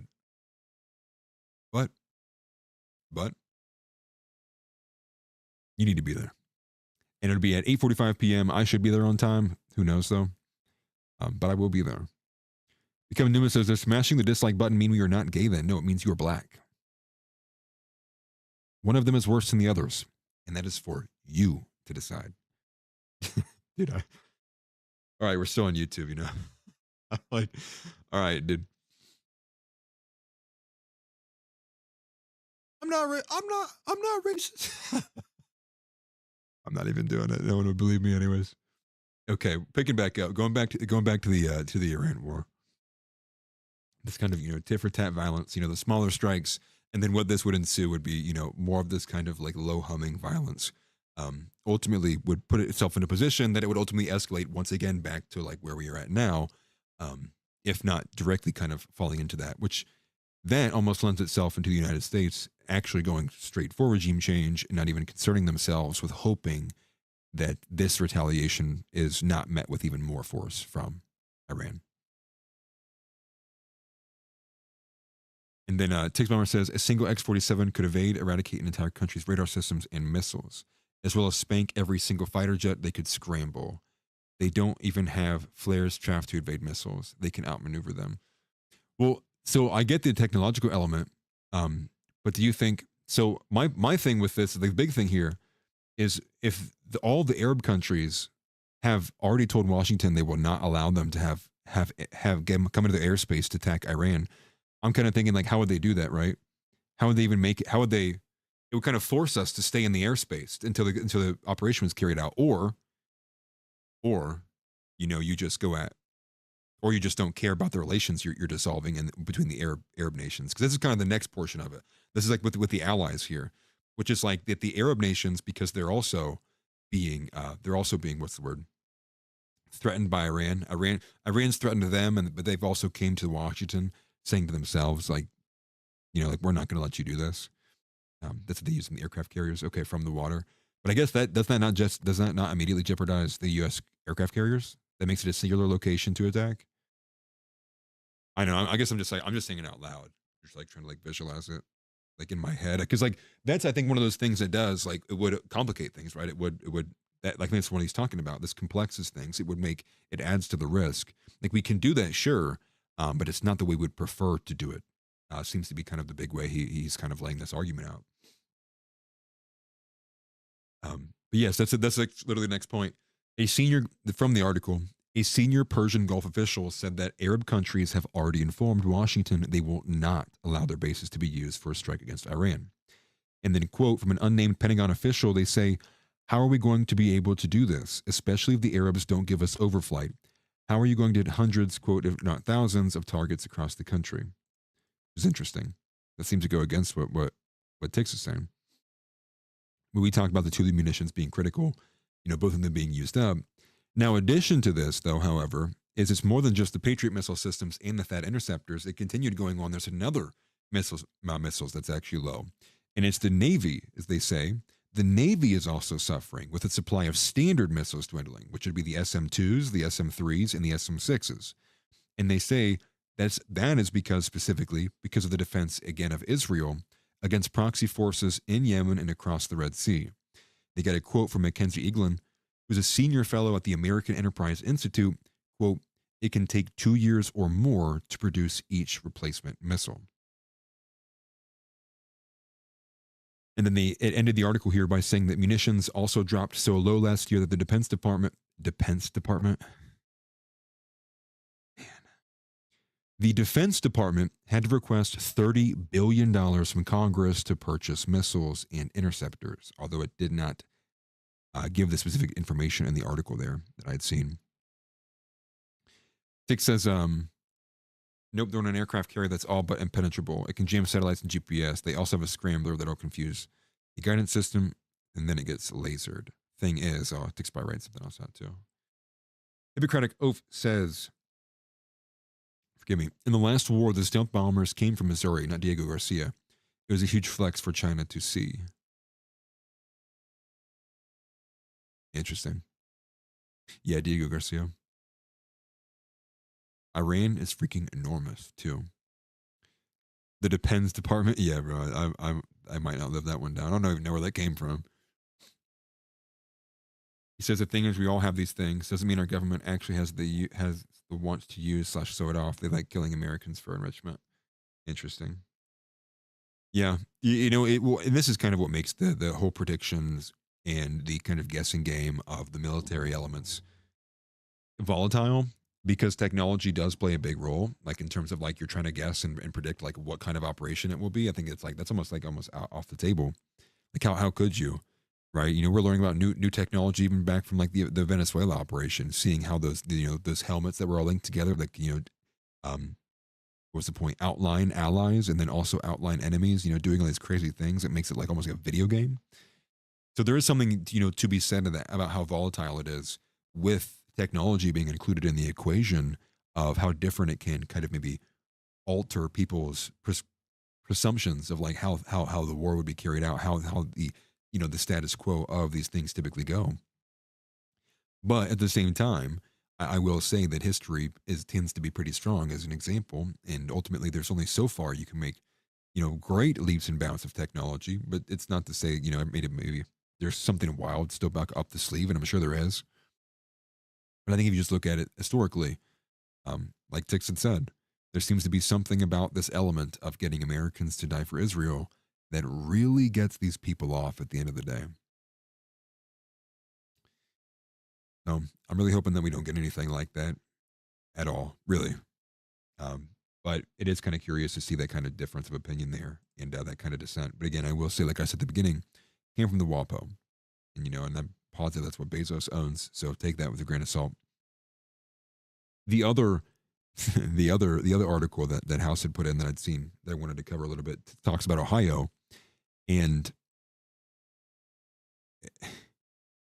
the article in short is that Mike DeWine is opposing Donald Trump's, stripping of the temporary protected legal status, or what it's called, like TPS or something like that. And he was like mad. So my governor's mad at Trump because he took away protected status for like 300,000 Haitians who shouldn't even be here. And you know what he's doing? Well, he's pushing the tried and true. Well, I thought we all agreed that we would get rid of the violent ones, but people who crossed over here and are working, like, that seems to be a whole different story. And it's like, yeah, these people, they're all in on it. They don't care. And that's kind of the thing too. Like I said this in the Discord the other day as well. Like, you don't, like what's the best way to say this? Let me try to articulate this. It's the same kind of way I use the example with JD Vance, actually. And that's probably maybe the best way to analogize this, which is JD Vance went from like, I'm a never Trumper to I support Trump. And, nobody looks at that and they go, yeah, this 30-year-old guy, young 30s who's been in politics and in venture capital and is like, surrounded by Peter Thiel and all these higher ups. And he lacked the wherewithal, the self-awareness, the ability to read his sentiment towards Donald Trump, was he's like, quote, like literally Hitler. And he's this awful person. And like, he's a part of the Lincoln Project. And like, I'm expected to believe that person has their finger on the pulse of politics, that person like has my best interest at heart. How do you get to be like that old and you're not a Christian nationalist groiper?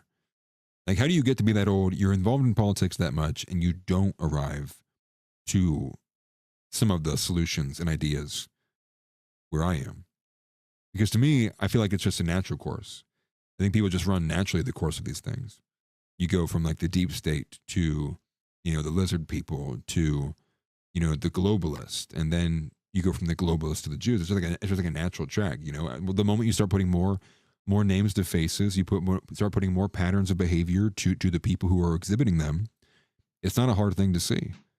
And that's kind of the way I view this, is like, anybody else who's been in politics for that much longer and is not arriving at those conclusions, I think is either A, ignorant, B, willfully ignorant, C, in on the take, or D, are just literally Jewish themselves. So it's kind of the way I even think about these things, people have been in the space for so long, and you're still sitting here pushing like, you won't even touch upon race realism. You got to like barely dip your toes in like critiquing black people and black behavior. It's like, to me, that's just this idea. And like, same thing with Mike DeWine here. Like, he doesn't care about anything. Dude has no morals, no values. He's been in that office for so long. He just collects the money and gets, DeWine, stand here. All right, DeWine, can we take a photo over here? Hold on, let me hold your hand. We got a couple steps here. It's just a joke. It's just a joke. And, as much as I say I'm retarded all the time, like, I'm not that retarded. And if I'm not that retarded, I know these people aren't that retarded. So what does that say about the space? That is the show for today. Thank you very much for joining me. I appreciate you guys greatly. Christ is King. As always, say it. Also, shout out to Shia LaBeouf. He was like, he's on another tour, dude. He's aura farming all over Mardi Gras there in like Louisiana, I think. He's like getting, shit faced. He's calling people gay. He's like, get out of my face. He's dropping slurs everywhere.